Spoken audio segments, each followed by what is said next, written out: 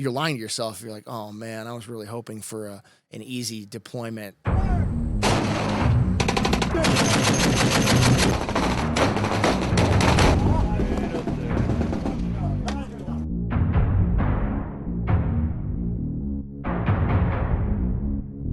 Really happy to be here. You know, it's a new experience for me. I've never spoken about anything like this publicly.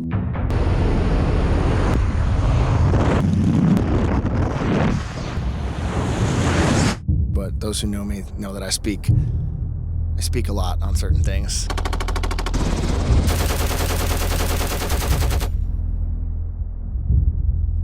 This hearts and minds thing is not working. We are not well trained in hearts and minds. We're infantrymen, we're grunts. Hearts and minds goes out the window when you see the guy shooting at you and then he puts his wife and kids in front of him, knowing full well that we won't shoot back. You know, his heart and his mind.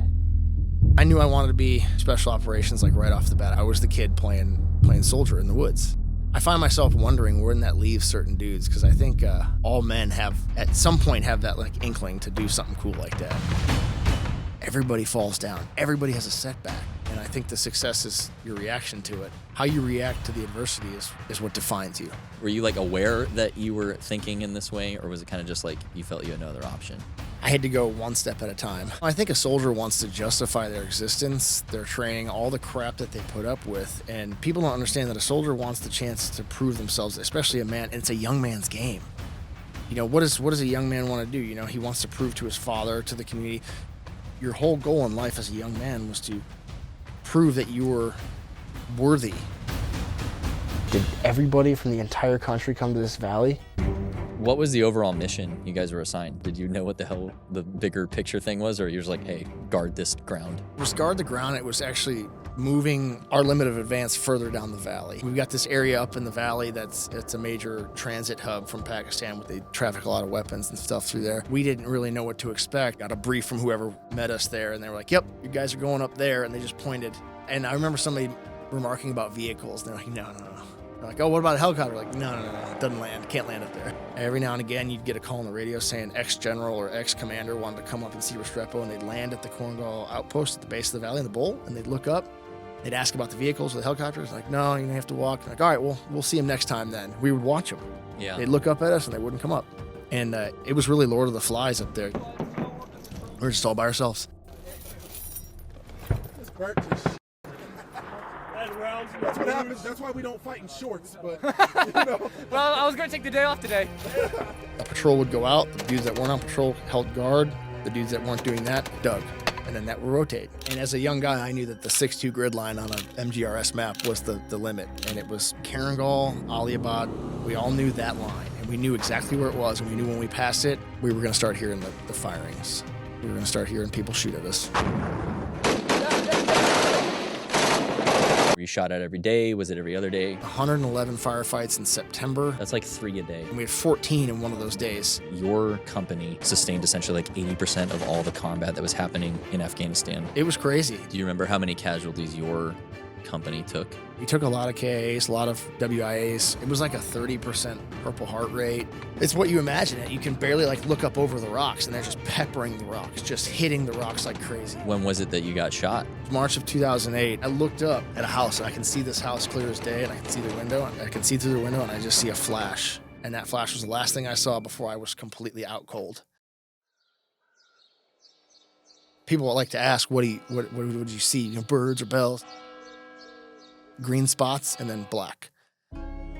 I don't know how long I was out for, but the first thing to come back was my hearing. I could hear what I think was O'Byrne calling my death. They thought you died. Yeah, because I was completely just out. I mean, that changed my life forever. And I knew deep down that I had a greater purpose. I was like, okay, I'm supposed to do something. That was the first day of the rest of my life.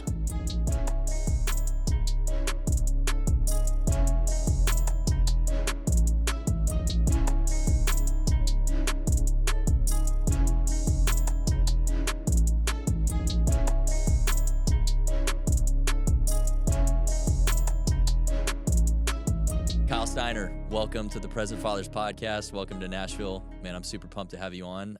For those who may not know who Kyle is, this is his first time ever sharing his full story on the podcast. So this will be a pretty special episode, but how you doing, man? Welcome in.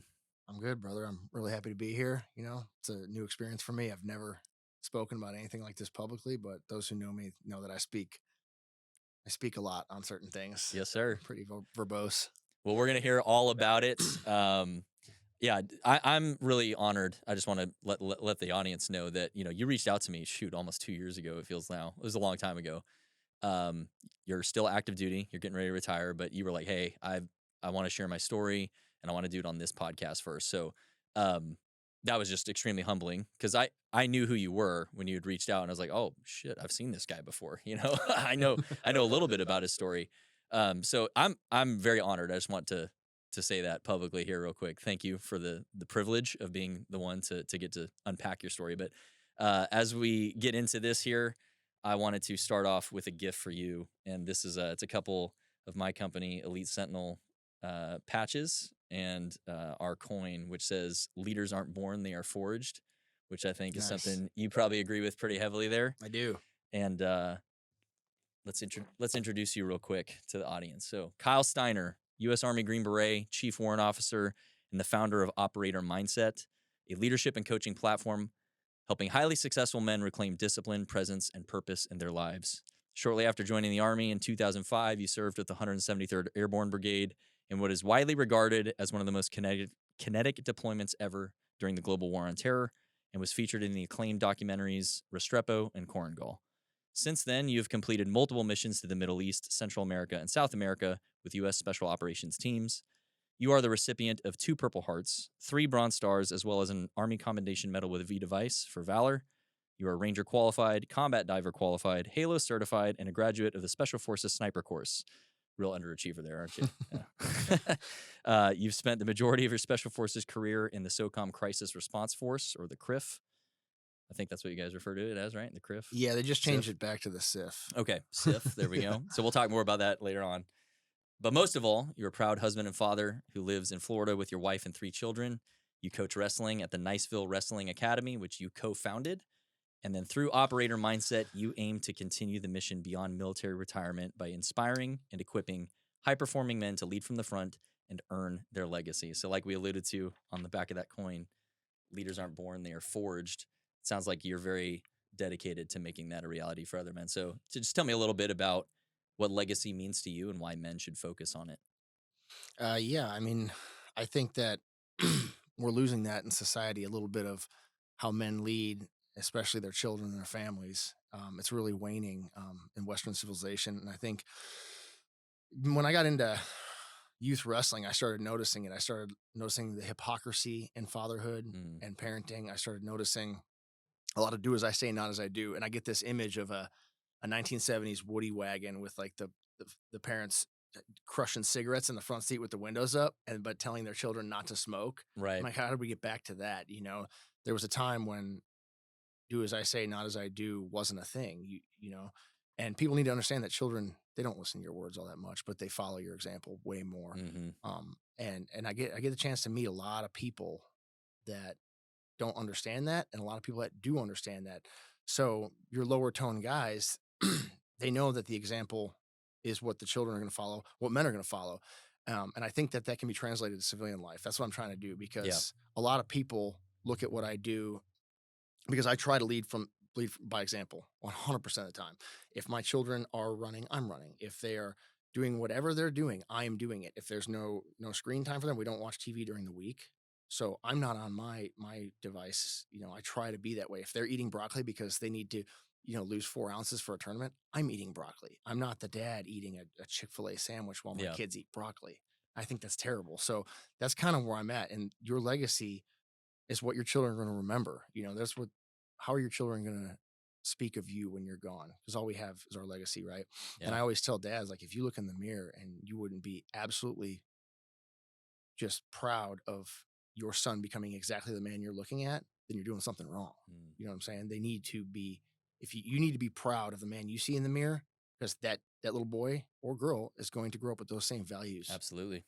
So that's what I'm trying to do. So good, man. Couldn't agree more. I view legacy as essentially it's a destination, right? It's your heading, it's your end point. Um, and as a man, when you have that clearly defined what you want your legacy to be, and maybe that's scary to think about now, like, ooh, man, that means I got to do a lot of work to get there. But in the day to day, keeping that top of mind of like, this is the man I want to be remembered as. These are the things I want to leave behind. These are the things I want to create. It influences your decisions in the day to day. And honestly, I think it makes being disciplined significantly easier because it's just a binary equation then of like, that doesn't get me to that endpoint. That can't be in my life anymore. It's just a yes, no situation. And so I'm a huge proponent of making men think about that. And it wasn't until I was almost 30 that I really started to recognize that legacy is something I should think about as a man. And it's not to self-glorify, it's to ensure that I'm moving in the right direction. And so, yeah, I love that. We'll talk a lot more about that, but I love the mission of helping men understand that and weaponize the things that you've been trained in over your entire military career and adapting it to kind of civilian life and family leadership and things like that. So I'm sure we'll uncover a lot more about that. But let's get into your story now, man. So first ever time sharing, we're going to go start to finish with this episode. It'll be kind of a series here. But who is Kyle Steiner? Where'd you grow up? Just tell us about kind of your early life getting started. Yeah, brother. So my father was in the Army, so I'm kind of an Army brat, but not really. So he got out when I was, I guess, 9 or 10. But I grew up on Fort Bragg and Fort Lewis, or Joint Base Lewis McChord now. Okay. So went coast to coast. Yeah, went to preschool and kindergarten in Tacoma, Washington. So I got that side of it, and then spent a couple years at Fort Bragg. And my father got out. I was born in Wisconsin, and when he got out, we spent a little bit of time in North Carolina. And right before, I guess, sometime in junior high or middle school, we moved back to Wisconsin to be closer to family. So I say Wisconsin is my home, which Okay. it is. And when I retire, we plan on moving back there. Oh, really? Where, Okay. where my family is and whatnot. But yeah, I knew I wanted to be special operations like right off the bat. I don't remember what it was about, but my father took me into work. I think he was clearing or getting out, and we were in like a staff duty place, and there were pamphlets in like a wire, pamphlet holder, and there were old school pamphlets that you could clip together. And there was a Ranger pamphlet, and it had like a guys with painted faces, like in a On the Zodiac. Zodiac, yeah. And I know exactly what you're talking about. Yeah. There was 3 of them. There was an airborne one. It showed obviously people jumping out of planes, and then there was a Green Beret one. It was a dude peeling a snake. He was holding a snake up. It was like Snake Eaters. This is all the woodland camo and everything. It was the coolest thing I'd ever seen. And I saved them. I took them from there, and I still have them to this day, all 3 of them. They're all ratty and old. But so I knew from a really early age that this is what I wanted to do. I was the kid playing soldier in the woods, where you pick up you have a stick that looks like a gun for days and days. Everything every kid dreams about, Yeah. And I find myself wondering where that leaves certain dudes, because I think all men have at some point have that like inkling to do something cool like that. And eventually they go off and they sell insurance or something. And I was like, where do they lose that? But I was like, I'm going to see this through. I've always been a very dedicated, focused, and driven guy, like almost obsessive, which I take pride in, because a lot of you hear quotes from Kobe Bryant or Wayne Gretzky. You have to be obsessive, and I am hyper obsessive about certain things, goals. You got to find the line between determination and madness. Yeah. People, if people don't think you're a psycho about your goals, then you're doing something wrong, I guess. Is what they say. But yeah, my dad got out, and I wrestled. It was kind of became my passion and my obsession. Youth wrestling. I didn't accomplish all I wanted to, but I was able to surround myself with some really, really good wrestlers. Some of which are top notch in the world. Because Wisconsin's kind of a really good hub for wrestling. Yeah, the whole like kind of Midwest America, like Iowa and everything. Yeah, it's just corn-fed wrestlers. Yeah, that's all it is, And I was able to do that. And toward the end of high school, I asked a really, really famous wrestler, college wrestler, he's a national champ and whatnot. I said, I'm thinking about trying this special operations thing. What do you think? And I'll never forget this. He was eating an apple in the back of a car. We were driving somewhere, and he says, well, yeah, I think you'd be perfect for it. I said, what makes you so confident? He's like, because I've been whipping your ass for 8 years and you still come back. I said, that's fair. Yeah, that's fair. Okay. So that's probably a pretty good indicator. Yeah. Actually. I'll never forget it. It's a great compliment, because I'm like, he's right. I've scored like 6 total points on this guy. Just never give up. Yeah. In 8 years. And I still go to his basement and I still work with him over and over again. So yeah, I joined the Army in 2005. 9/11 happened when I was a junior in high school. I was sitting in Okay. AutoCAD drafting class, like architecture So class. you're pretty aware of like the implications, even then. For right? sure. Yeah. For sure. You Of, know, like what it meant to actually sign up. oh yeah. Oh yeah. I was like, well, now is the time. Like, Yeah. you know, the universe has saw fit to put this in my place. And now you know, when you're in high school, you don't really have a purpose. You're like, you're kind of floating around. It gave you something to really latch on to. Yeah, for sure. I was like, all right, this is my purpose. I'm going to go do this. I'm going to do it awesomely. Yeah. So, you know, I joined as an 18 X-ray, a special forces candidate. And, it's funny because I fought recruiter after recruiter on getting there. Well, that job might not be available. I'm like, no, I'm not joining. I will do this job. And, finally I did get it. And I went to the library and the Barnes and Noble, and I read every book, Dick Couch's books, everything I could on how to be a Green Beret and how to pass these schools. And I had a job at a shoe store, and I was trying to read this is how you become an Army Ranger. I was like, I'll do this. And I was working out, crushing the PT test standards. And I joined up. I was the honor graduate of basic training, went to airborne school, and did that right off the bat. And then I went to selection, and I realized, I was in really good shape at the time. I had a pre-SOP C, and it's funny because the pre-selection, you go to this special operations prep course, and everybody that was my instructor was on the back of I had several guys that were on the back of the book, The Only Thing Worth Dying For, about the initial 5th group teams in Afghanistan. Several of those men were my instructors. So we knew we were being trained like the best. We were like, wow, you know, the guys with the beards and the shawls and stuff. Yeah. And the horse soldiers. The horse soldier crew, they were all our instructors. And it was a painful experience. That's a pretty tough cadre to deal with.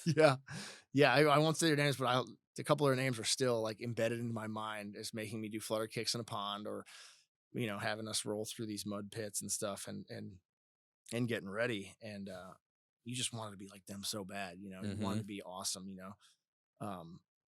And I don't know, I haven't seen or observed the Q course or selection in years since I've been there, but it was tough back then. You know, if you wanted to quit, you had to lift up a rock with a green face painted on it, and it said Mr. Yuck Yuck. I don't remember if you had to kiss it or something and hold it over your head. It's like super embarrassing. Yeah, something ridiculous. But I ended up going to selection, and you're like 18. Yes, I was fresh, and I crushed the physical events.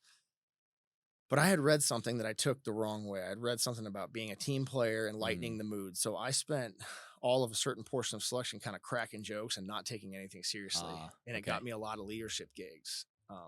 So I ended up being a non-select pretty early on. Which so that means you completed all the tasks. You weren't like forced out. You finished the whole thing, and they say, hey, you did everything, but we're not going to take you, right? Correct. Yeah. Okay. They're like, for those who may not be aware of the experience. Yeah. You go through at the time it was. It's not exactly a failure. It's a, you know what I mean? It's not like you quit or anything. No. I went right to the end, and you go to the board, and they're like, hey, we've decided to, you know, not take your packet right there. And I was like, oh man, this is heartbreaking. And that's when, your typical, that like the depression hit. Like that's when the typical soldier stuff. I'm like, what am I going to do now? Yeah. I don't know. So I was running around to different units. Is that sorry to interrupt? Is that like one of the first times you really like didn't succeed at something you put your mind to? Yeah, it was, because I'm so obsessive and driven about things, and I completely there was a fork in the road, and I took the wrong way about how to go about this. And I remember looking at the regular Army guys who they had Rangers in my crew during team week and stuff, and they were just looking at me like I was an imbecile, like I was a baby. And I knew I'd done something wrong. Yeah. And I was like, and it's funny because years later when I went back and I saw those kids, I was like, that was me. That was me. Okay. I get it. That's called growth. Yeah. I get it now. You guys were completely right on that. Yeah. Because I have a very similar experience. Obviously we did very different things with our careers, and you know, if we try and equate it or whatever, mine doesn't hold a candle to yours in that regard, but I had a very similar experience of where like I wanted to go to Ranger School at all costs, and like I wanted the tab and I wanted all the prestige that comes with that, and I failed in Rap Week, and then I had that exact same kind of experience of like my life's over. Like I've never failed anything in my life. Like what do I do here? It was like this new experience. I'm sure to like the average listener, like big deal, you know, like who cares, whatever. But to me, that was like the most soul crushing thing that I'd ever experienced. My own personal failure. How did you like work through that as an 18-year-old? The thing you've wanted to do. Yeah. pretty much your whole life. Yeah, no. And I equate it to people that don't understand it. It's like, you know, you got these really, really high achieving high school kids that apply to a college, and for some reason or another, they don't get into their school. It's soul crushing to them. It's the same way with people that are driven in the military or whatever, you know. It was terrible. I got to, you know, I had a few drinks of alcohol leading up to the Army. I was not a drinker, not a partier. I didn't do a whole lot. I worked out a lot, and I wrestled a lot. And I started hanging out with like the other We Didn't Make It crews. Ended up getting in some legal trouble because I ended up buying some stolen stuff. It's funny. My wife's a lawyer now, and I still to this day, I'm like, I don't think I was liable. And she's like, possession is 9/10 of the law. But I ended up like an original iPod and some other things. And a bunch of us were involved in this guy was selling off stuff that he was just hacking from people. And I'll never forget it. I got in some trouble, but nothing ever came of it because they were like, well, all right, they found the guy and all that stuff. But I got taken down to like the provost marshal's office and like fingerprinted. And I was like, my life is over. Like on post. Yeah. Okay. Yeah. They put me in like this little room. And I was just terrified. I said, I just tried to buy. I paid $100 for the original iPod. Yeah, with the physical wheel on it. Yeah. And for all the kids out there, an iPod is what you used to put your music on. Yeah. This was like the most revolutionary thing in the world. I mean, I remember the iPod craze. Like my whole high school, my whole time in high school is like when that whole thing just exploded. Yeah, so that's hilarious. And it's funny. It's a big deal to have a Gen 1. Yeah, I never saw one until like they were old. You remember the old commercial had like the shadow guy with the headphones, the white headphones. Yeah, sweet. And it was important for me that people know that like I didn't intentionally do that. And so a lot of the guys that got their stuff stolen were dudes I knew, and they're like, oh, and I was like, hey man, I'm sorry, like I didn't know. And one of them was a good friend of mine, so. And we still keep in contact, but that ruined my life. Like everything. I remember I think I was in line at the Pirates of the Caribbean premiere when I got the call, like, hey, the MPs want to talk to you. I was like, okay. Oh no. So I had no idea, but it's funny because I got in a little bit of trouble. It wasn't much. And they were like, hey, we understand what's going on. Like, you're going to get a summarized Article 15. And I was like, okay, take it on to your next unit, which that never happened either. The cadre at the out processing station were like, hey, just go on. Like, so this wasn't a big deal. This is the like selection? No, this is, you get put in a holding unit. It's like a holding company. Okay. Yeah, you get put in a holding unit. You do details for the Q course in different SF schools. It was funny because I already had a clearance. Like painting stuff green and everything. Yeah, oh, it's terrible. You had to play like they do that to you at Ranger too. Yeah, for sure. The rocks. You're painting everything black and yellow. Yep. Like I did that for like 12 hours straight, and they're like, okay, now you can leave. That's terrible. Failures. Yeah. You failed this. You failed rap week. You're gonna paint rocks. You're gonna pick weeds. You're gonna do all that stuff. Yeah. All right, now you can leave in shame. And like I had to drive like 12 hours back to. It's terrible. I was like, this is pretty demeaning. Like I get why they do it. I mean, I shouldn't have failed. It's on me. It's my fault. No, for sure. It's the longest drive of your life. Man, there's the little things about the Army that you just don't know until like you're in. Yeah, the people don't know. Yeah. It was funny because they make you be. Well, I mean, it's like the funny thing about it too is like privates up through like captains. I mean, you have like every rank possible, and they're all just these failures. Yeah, just on their hands and knees painting the privates and captains and sergeants first class just doing the same menial task together. And hilarious. What's funny if you transfer your credit. When I started doing degree pass, I transferred my credit hours over to different schools, and I saw 11 Bravo AIT got you 8 hours of professional landscaping, and that's the thing I thought of. I was like, yeah, pine needle raking and pine cone picking up and whatnot. Yeah, like, that makes sense. All right, that's funny. So they put me on all these details for a really long time because they need role players for the Special Forces qualification course. Yeah. So I had to spend somewhere around 6 months playing a role. Seriously? Yeah. So you were held that long? Yeah, I was held for quite a while. I had to play roles for guys that I wanted to be training. Oh man, I had to, brutal. Play enemy roles, and I had to play different kind of things. And I got to travel and see a lot of the inside of the Q course and stuff. But it was demeaning. I ended up making a friend, and we got our orders together. I got orders to Fort Bliss. Oof. Yeah. First Cav, I think, is at Fort Bliss. I don't even know. I think it was. I remember not being happy about the. Yeah, at least I've never been there, but from everyone who has been there, from what I've heard, it's essentially like one of the worst postings you can get in the Army. Yeah, I've been there now. I had to pass through there a couple times for training with SOF for Afghanistan and the Middle East. So we'd go there, pick up gear, and go into New Mexico and do our own training thing. It's terrible. It's right by Juarez. But Yeah. I had orders there, and a buddy of mine who was also a failure had orders to Italy. And he had recently gotten married, and I don't remember the details of this. Forgive me if I get it wrong, but he was either he had married her, and she was either sick or pregnant. Mm. Yeah, but she was stationed. She was also service. She was stationed at Fort Bliss. So he really wanted to be there. Yeah, so he wanted to be there. I can't remember if she was sick or pregnant, but he wanted to be there.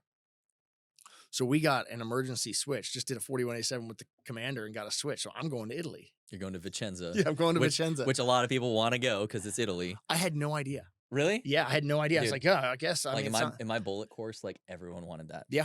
They wanted that. They wanted 101st and 82nd. That's it. Yeah. If you got anything else, everyone was like, oh, my life's ruined. Yeah. Like, I had no idea because in Italy, there was like 3 slots. Oh, I know. Like everyone wanted it. So. And I tell people, Italy's the best duty station in the Army, hands down. And I've heard people say, well, it wasn't that good for me. Well, you didn't leave because you don't do a whole lot of training on Italy proper. You have to go to Germany. And, Okay. and Yeah, Poland there's just and not places. land available, right? Yeah, So- you don't have a whole lot of land. So you do a little hip pocket training, but you get 3-day and 4-day weekends nonstop. Okay. I went everywhere. I went to Munich for Because you can just hop on trains and stuff. Yeah, Eurorail pass is like $100 and it lasts for a month. So you can just go. So as an 18-year-old, you're just like basically set loose in Europe Yeah. for weekends, seeing.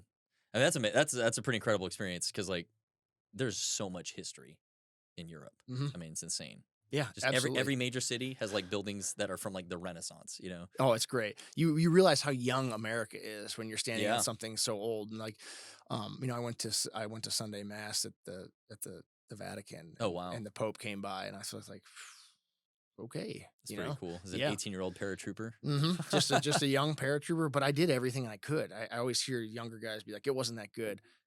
And I said, well, what'd you do? And they said, well, not a whole lot. I said, man, Mm. I was on the Eiffel Tower on New Year's Eve Mm. drinking champagne, and I would figure out my way to go to Dublin for St. Patty's Day.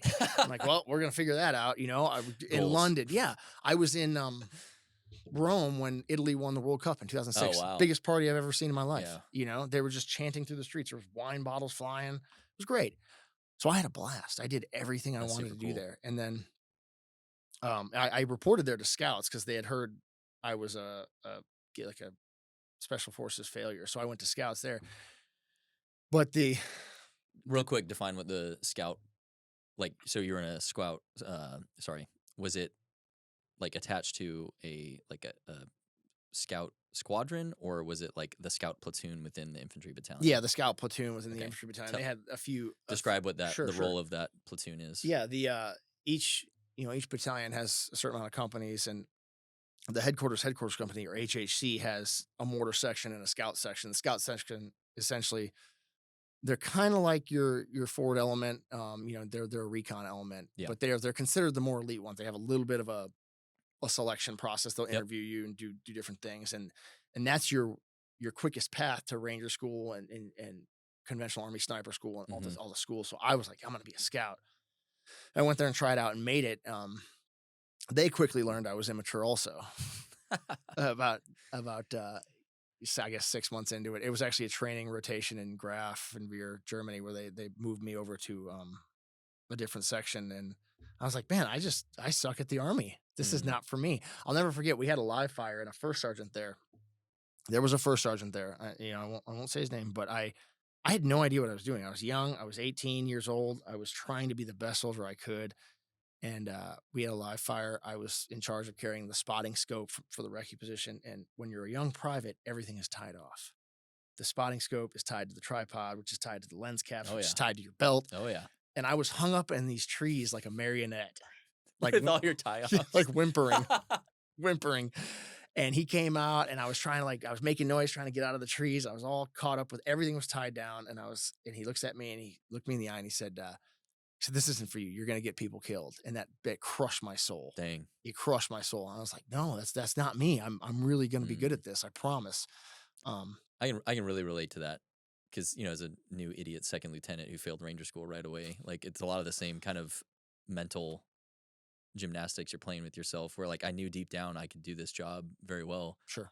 You have the potential to at least, and you just need somebody to give you a chance type of deal. Mhm. And just the need to prove it one time and like change people's opinion. That for me, that was like a compulsive need. like my whole identity rested on being able to prove that. Is For that sure. kind of what yours was like? Yeah. Yeah. It's what made me an engine of spite. Like that. My wife says that about me. I said, okay, I will show you. I will prove to you that you're wrong. And I've done that. I've held on to that a lot. My wife likes to say that not a lot of people have that. And all I need is a flicker of doubt in somebody's eye, and I'll send it home. So you almost like weaponize it. Yeah, I did, because as soon as I got moved to this administrative job for a while. So you were in the scout platoon, and they actually moved you out of it. Yeah, they moved me out Oh, in dang. mid-training thing. I had to like drag my stuff out of the tent. Like, Jeez. and I was like, man, this is the second time I've just failed. I've fallen on my face. Was It's all not like good. within a 6-month period. pretty Yeah, much. I was just down on myself. I was trying to like look at the bright side. I try to frame things in a more positive way as like a door opening, but it was not It's working. hard. Now in this admin section, I met some of the best friends I had to this day. Like a lot of my good friends were in there for different reasons, whether it was drinking or Yeah.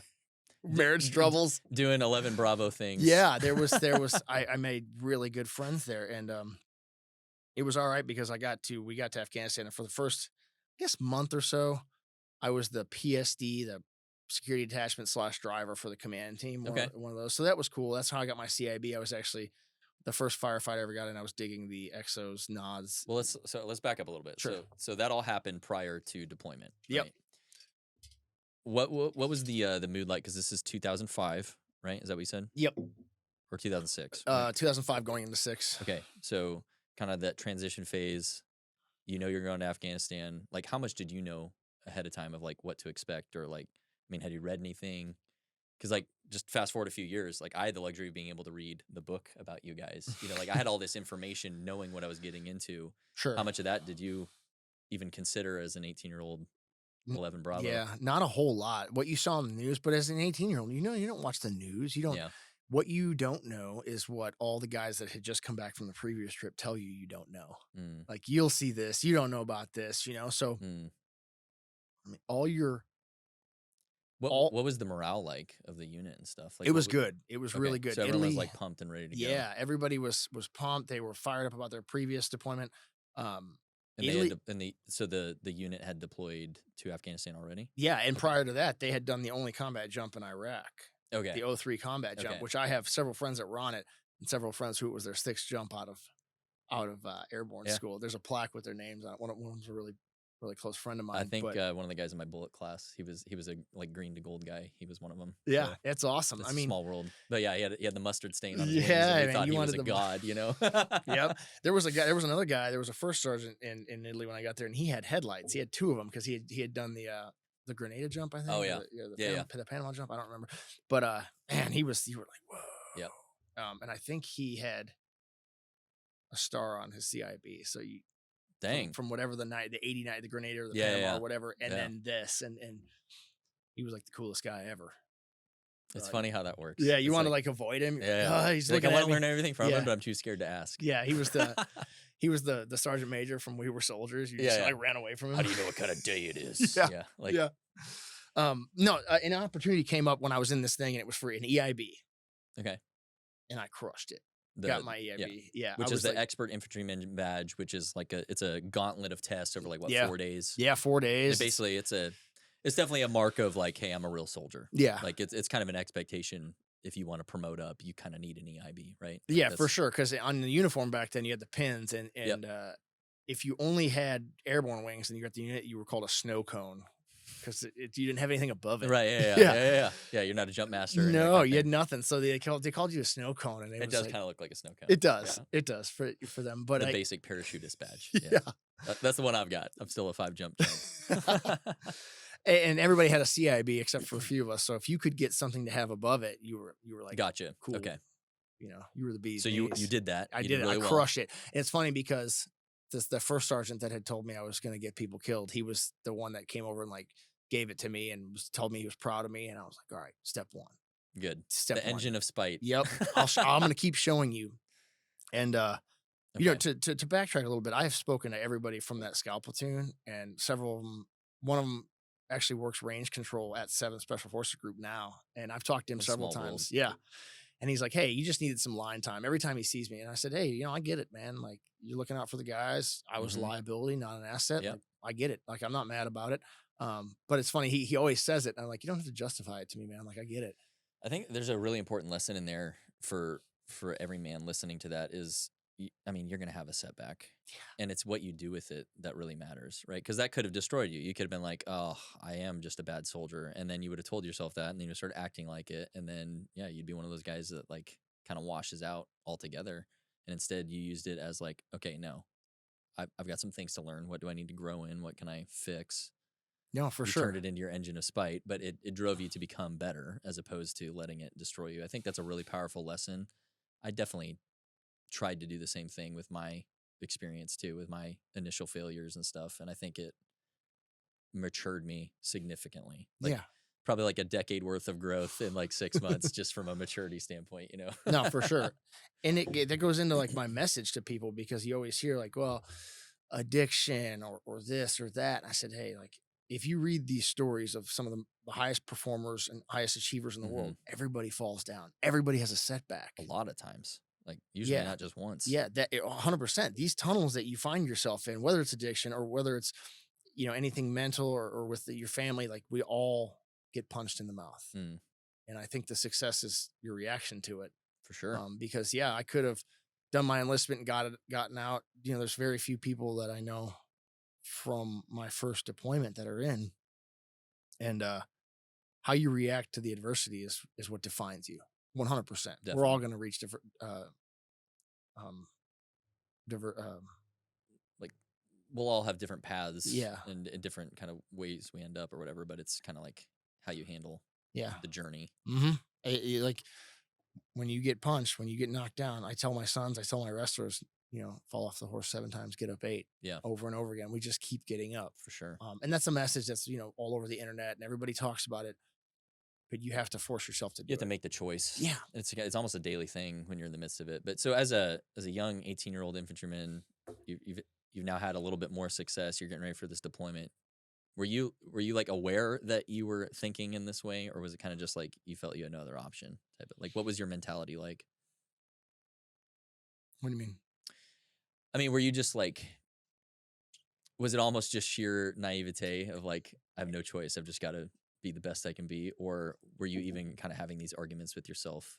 I had to slow it down. I found You were myself overly intense. Yeah, I had to slow it down, and I was thinking way too far into the future, and like I had to go one step at a time. Got it. Okay. You know, like a road march. Yeah. So early on, you were just like, I want to be all these things. Yep. And that man, it's like we're Yeah, you remember the book with we're the very similar. Yeah, you Like, remember the book with the schools and it had all the badges. You're like, I'm gonna get all of those. Yes. I'm gonna be awesome. Yeah. Well, dude, so when I was in ROTC, we had guys who were like SF and Ranger Regiment dudes who like wanted to do green to gold. And so, you know, I mean, I was exposed to all of them like, damn, I want that, you know? Yeah. But it's like, what you don't realize is that's a lot of steps between Yeah. that and me, you know? So yeah. Okay, cool. Sorry, I don't want to go too into the weeds on It's that. all But good. I just want to know what like the frame of mind you were in. Cause you know, obviously people have seen the documentary. They kind of know about this point. Like you guys were pumped to go, right? And Yeah.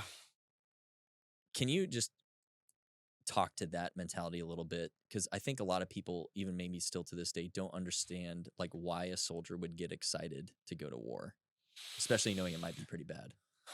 And like, what was that mood and attitude like from your point of view back then?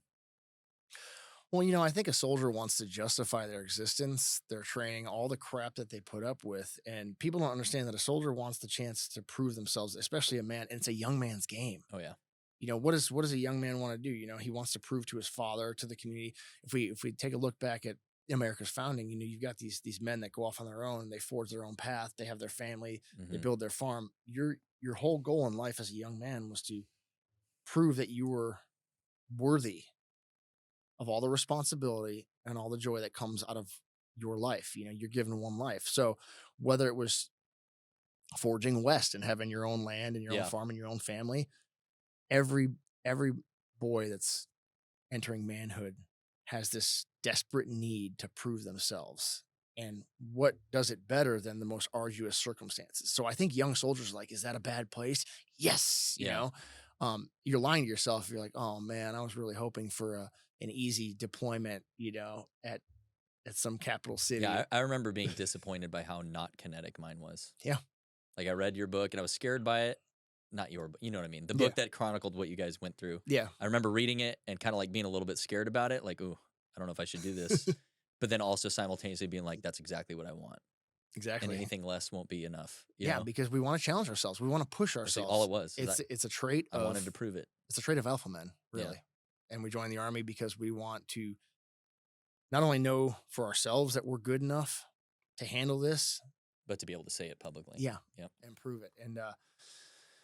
And so we were fired up, and I don't remember how it came about, but we all got taken into the theater in Vicenza, and we were getting briefs by, I want to say it was the battalion commanders, about the locations we would be going. Okay.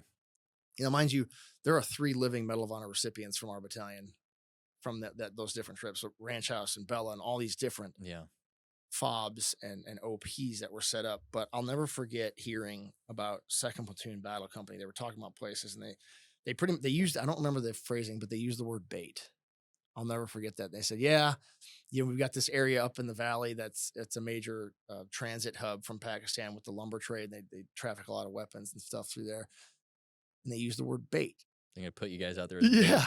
And we had no idea. So we're like, okay, well, I guess that is what it is. You know, so we didn't really know what to expect. But man, when the helicopter landed in the area, because it landed at the COP, which we called the Korengal Outpost. It was the base where the company leadership was. COP stands for Combat Outpost. Yeah, we called it the Korengal Outpost, KOP. Okay. But yeah, that was the main area. And we got off and got a brief from whoever kind of met us there, and they were like, "Yep, you guys are going up there," and they just pointed, however 400 freaking mountain. Yeah, there's no steep. Yeah, and I remember somebody remarking about vehicles. And they're like, no. They're like, oh, what about a helicopter? Like, no, it doesn't land. Can't land up there. Okay, and then the first walk up the mountain, they were like, hey, unpack your ruck. Bring a whoopee and bring this, and then here, take 100 empty sandbags each, and then you're gonna take these shovels and these pickaxes. You're gonna go and dig. You guys are just gonna by hand build. Yeah, build your fort up on this hilltop, and it was a Taliban fighting position. There was a bunch of dugout holes with brass from what they had shot down on the Korengal outpost. So we were just taking over the. So okay. So tactically, it makes sense because it was like we need to take this high ground to cover dead space and. Yeah. Okay. Because the Korengal outpost. It's in a bowl. It was in a bowl. So. Still to this day, I just don't understand why we built all these positions just in bowls. Like every doctrine we are trained in and subscribe to and everything says to do the exact opposite. Mm-hmm. Yeah, it's crazy. And then all of Afghanistan was like putting. I mean, yeah, you just get shot and mortared at from stuff you can't see. 100%. It's just. I didn't. Sorry. I had no. I had up a can of worms. No, it's all good. I had no knowledge of Operation Red Wing, which was like right down the valley. Like you could see where it all happened. Yeah. So. Well, they kept that under wraps for quite a while. Yeah, and we did a lot of operations out in that area, and we're right in the thick of where they were. So we could see like, yeah, this is once all that came out, we're like, yeah, this is a terrible place to be. How long did it take you to realize that I'm in it? It's funny because being my first trip, a lot of the other guys kind of knew that had multiple trips. I didn't know. I thought this was what everybody's experience was. I did not know until we started rotating out for like R&R, and they would rotate us out for like 3 days here and there. That was early on. It kind of waned toward the end because we all got sick of walking back up the mountain. So they would have to force us. Yeah, they'd have to force us to come down if it was our birthday or to call. They had like lists of wives' birthdays and anniversary dates. And they'd be like, get down here and call your wife. But you didn't want to make the 2.5 hour walk back up. So you're like, through hostile terrain. Yeah. Nobody wanted to walk back up. So we just ended up hanging out up there. And it was really Lord of the Flies up there. We wouldn't shave. We would just walk around with kit and no shirt on underneath and shorts. That I remember the famous guy with the I Love New York boxers fighting. That was a HESCO in a fighting position that we filled. That was the unit that replaced us. But every now and again, you'd get a call on the radio saying ex-general or ex-commander wanted to come up and see Restrepo, and they'd land at the Korengal outpost at the base of the valley in the bowl, and they'd look up. They'd ask about the vehicles or the helicopters. Like, no, you have to walk. Like, all right, well, we'll see him next time then. We would watch him. Yeah. They'd look up at us, and they wouldn't come up. We were just all by ourselves. But being in the thick of it. Wow, what admirable leadership. I know. No, our company leadership came out quite a bit, but every now and again you'd have like high end. We'd have to come down. I went down and was awarded a Purple Heart by Admiral Mike Mullen, who at the time was the chairman of the Joint Chiefs. I think that sounds right. Yeah, the Navy Admiral. That was a funny experience. Getting a Purple Heart from him. But you didn't really know you were in the thick of it because it's the only experience you had. You just thought it was normal. Yeah. You'd seen movies and you're like, So you guys were living real rough, right? Like it's Real just rough. MREs. It's just like, are they just airdropping you supplies? or, yeah, like, they were what's the- using, Okay. So they you guys were- are like slit trenches and everything. Just Yeah. Freaking rough in it yeah. for 15 months. Yep. Basically. 15 months. And you get a couple days off the line, so to speak. Yeah. Here and there, if somebody got killed or injured, well, mostly killed, we would be allowed to go down to a memorial and they'd have some unit come up and replace us for a day or two. Jeez. But it was MREs. I have the MRE count somewhere because I kept hash marks on how many I ate, and it was a lot. It was in the 1600s, somewhere in there, because I was like, this is Good insane. night. It's funny because when you look at that's awful.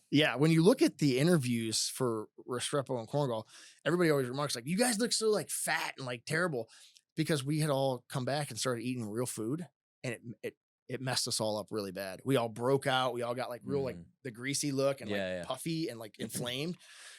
The only thing on Caserma was a Burger King at the time. So we were just housing double Whoppers and just our guts were messed up because MREs for that long made you just. All the, what is it?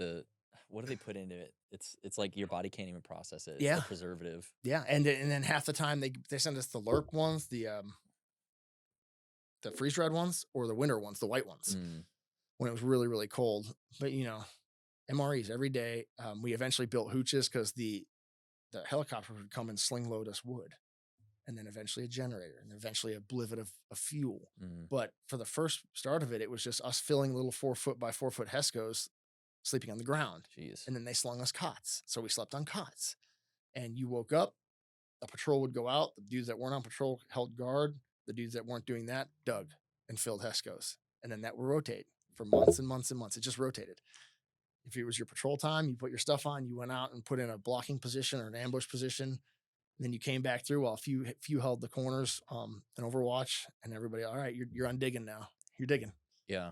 So we can throw up some photos from this deployment to kind of like talk through, but what was the overall mission you guys were assigned? Did you have any idea at your level as a specialist Steiner? Did you know what the hell the bigger picture thing was? Or you're just like, hey, guard this ground? Yeah, it was guard the ground. It was actually moving the Americans, I guess, You trying white to space. seize terrain. Yeah, moving our limit of advance further down the valley. Okay. And Pushing the Taliban yeah, out. and as a young guy, I knew that the 6-2 grid line on a MGRS map was the limit. And it was kind of Korengal, Aliabad, and Korengal. It was in between that, I think, if I remember correctly. But we knew where it was on the ground. We all knew that line, and we knew exactly where it was, and we knew when we passed it, we were going to get, we were going to start hearing the firings. We were going to start hearing people shoot at us. I mean, on a day, how I mean, were you shot at every day? Was it every other day? Because from what I've read and the accounts I've heard, it was essentially just nonstop. Yeah, early on it was.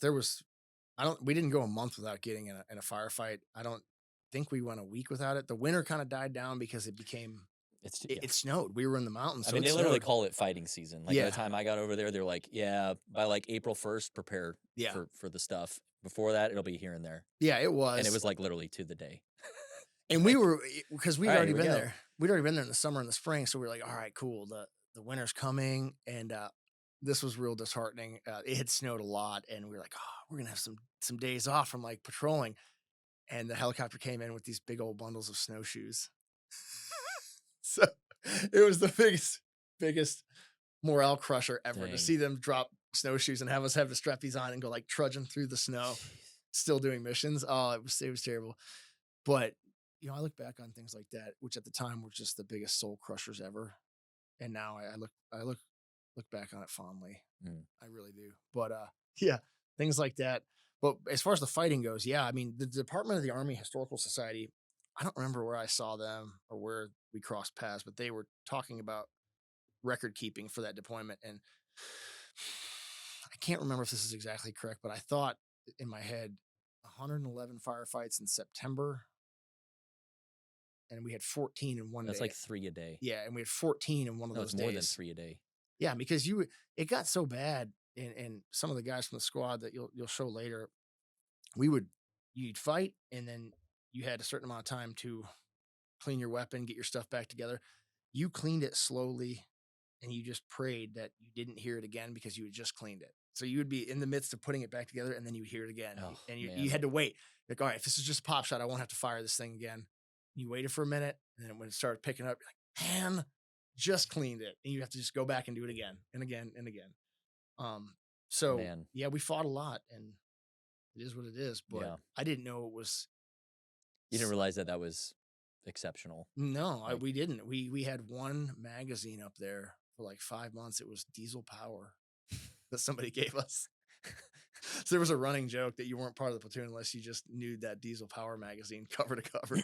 Yeah. So, hey Tom, if we can pull up the photos, we'll kind of walk through some of these. But you're there. You are, 19, 18 in Yeah. this picture, up on a gun. It looks like a Humvee, Yeah, the it Mark was a 19. Humvee. Yep, and then so this is your squad, right? yep, that was my squad. So who's you just talk us through the guys? 'Cause Yeah, I mean, you spent the most time with. Yeah, these. the main guys. You got Luke Naval on the bottom left, and he was a squad marksman. He ended up being a state trooper in Minnesota. I really took a lot from him. And then the Asian guy, Steve Kim. I think he's in California now. Again, the two biggest people in this squad are the ones directly behind me, and Josh McDonough and Brendan O'Byrne. That was my team leader was Brendan O'Byrne, the one on the right, and Josh McDonough was the squad leader. And McDonough was a Ranger. He was the coolest guy I had ever met, and he's still in Ranger Battalion right now. You see his crotch is ripped in the middle. Yeah, I just noticed that. Yeah. Yeah, those ACUs suck. Yeah. I've ripped like 5 crotches out of those things, Yeah, just in and training. We thought, man, they don't go along with this area, but as soon as you got them dirty enough with all the red clay and stuff, They were really good at absorbing Yeah, clay color. Yes, yeah. Mine are still stained from like stuff Yeah. here in Fort Campbell and everything. that's the only picture I have of the squad. Okay. I was really close with Tad Donahoe, the tall guy on the far left, Mhm. and then Jason Monroe, the guy on the top right. He actually moved back to Wisconsin. He's from close to where I'm from. Yeah, that was my squad from So you guys were just second platoon, yeah. first squad. Is Yeah, that, that's us. Is that from the outpost? Yeah, that's from the outpost. I don't Okay. remember what we were doing. So is this the outpost that got called Restrepo? Yeah. Okay. Mhm. And was that a guy in your company or was it a different? No, that was a medic that was there and helped build it, and he ended up getting killed up there. So they named it after him once we. Okay. Did you know him pretty well or? I didn't know him very He was well. in like another platoon. Yeah, well, the medics they have the medical section, and then as you deploy, they distro them out to the Yeah. platoons, and you have the platoon Okay. medics. So I didn't know him very well. A lot of the platoon did. He was a very likable guy. But again, I was the PSD on that after I got removed from scouts, so I didn't show up Until through all their later. training and stuff like that. I Okay. showed up a little Okay, bit so later. you're kind of the odd man out. Yeah, I was almost. the odd man out. Me and a couple other guys had showed up. Not really a replacement because they knew who I was. We ended up getting replacements later as casualties took hold. But I didn't know. I knew him. We had spoken before, but I didn't know him as well as the platoon did because they'd done a lot of training with him and stuff. Do you remember how many casualties your company took over the deployment? Because the company's like roughly what, 120 people, 120 Yeah. people? I don't remember, but I remember seeing something about we had. It was like a 30% Purple Heart rate. Yeah, and then first platoon had Sal Junta, who ended up winning the Medal of Honor during Rock Avalanche. Yeah. I believe. And you were part of that operation. Yeah, I was remarkably close to him when he won that, and it's embarrassing to say because I got to carry the light anti-tank weapon during that mission, and that was Rock Avalanche was terrible. It was right there where Red Wing happened. Because I did a study on this when I was still in ROTC. Actually, is Rock Avalanche? That was that. It was the last like movement as you guys were kind of getting ready to leave the valley. at the end of the No, deployment? that Okay, was I'm early on. confusing It your was I operations. think it was Okay. October. October of 2007. So it was a big push in. Yeah, it was a Okay. big push down the valley past the 6-2 grid line. Okay. Got And it. I don't remember how many days we spent out there. I feel really bad because my memory is super bad. So I'm sure I'm some of my sure it's hard to keep all this straight, but Yeah, and it's I mean, been you were just fighting to stay alive, really, at this point. yeah, right? it's been waning since the headshot. But I remember I slept in a body bag for the first night, the first couple nights, and didn't really realize that's what it was until me and some other guys had like grouped in it. It was freezing up there, and nobody brought enough Mm. snivel. We didn't know we were going 4,000 feet in elevation higher. It was freezing, and Jeez. you ended up breathing inside the bag, and then not realizing you close it all up, and your breath is like condensating back on your Yeah. face. Yeah. Yeah. But yeah, I mean, Larry Rubel died that day. Kevin Rice got shot in the belly. Carl Vandenberg and I went to basic training together. And then first platoon was kind of away from us, but that's when Sal got it. And I remember hearing that tick go on. And I returned fire, and I had a decent portion in that entire mission. But I remember thinking, I'm going to fire the law. And I fired the law, and I don't think it hit anything because it's a light anti-tank weapon. I don't know what I was doing at the time. I think I was an E4. And so That's just, I want to fire a rocket. I mean, it's yeah. Well, my squad had a big thing. Josh McDonough, he, if you fired it, you had to proudly announce prior to the firing that you are in fact the law in your best Stallone voice. I am the law. Yeah, somebody had to confirm that you Okay. said it. Okay. And then everybody kept their tubes, and they would tag them up with paint markers and stuff. So I looked up to those guys. I still do. I look up to The those things guys. we do to find, sanity in the chaos. I know. Right? So when was it that you got shot? I got shot. How long after this, or It was the following spring, March of 2008. okay, we can pull that up here. You with the helmet. Yeah, it was March of 2008, and that was a mission that. I mean that changed that. Yeah, that changed my life forever. That's when. Yeah. So what happened? So I went through this deployment saying to myself, I'm going to go back to special operations. I will make it.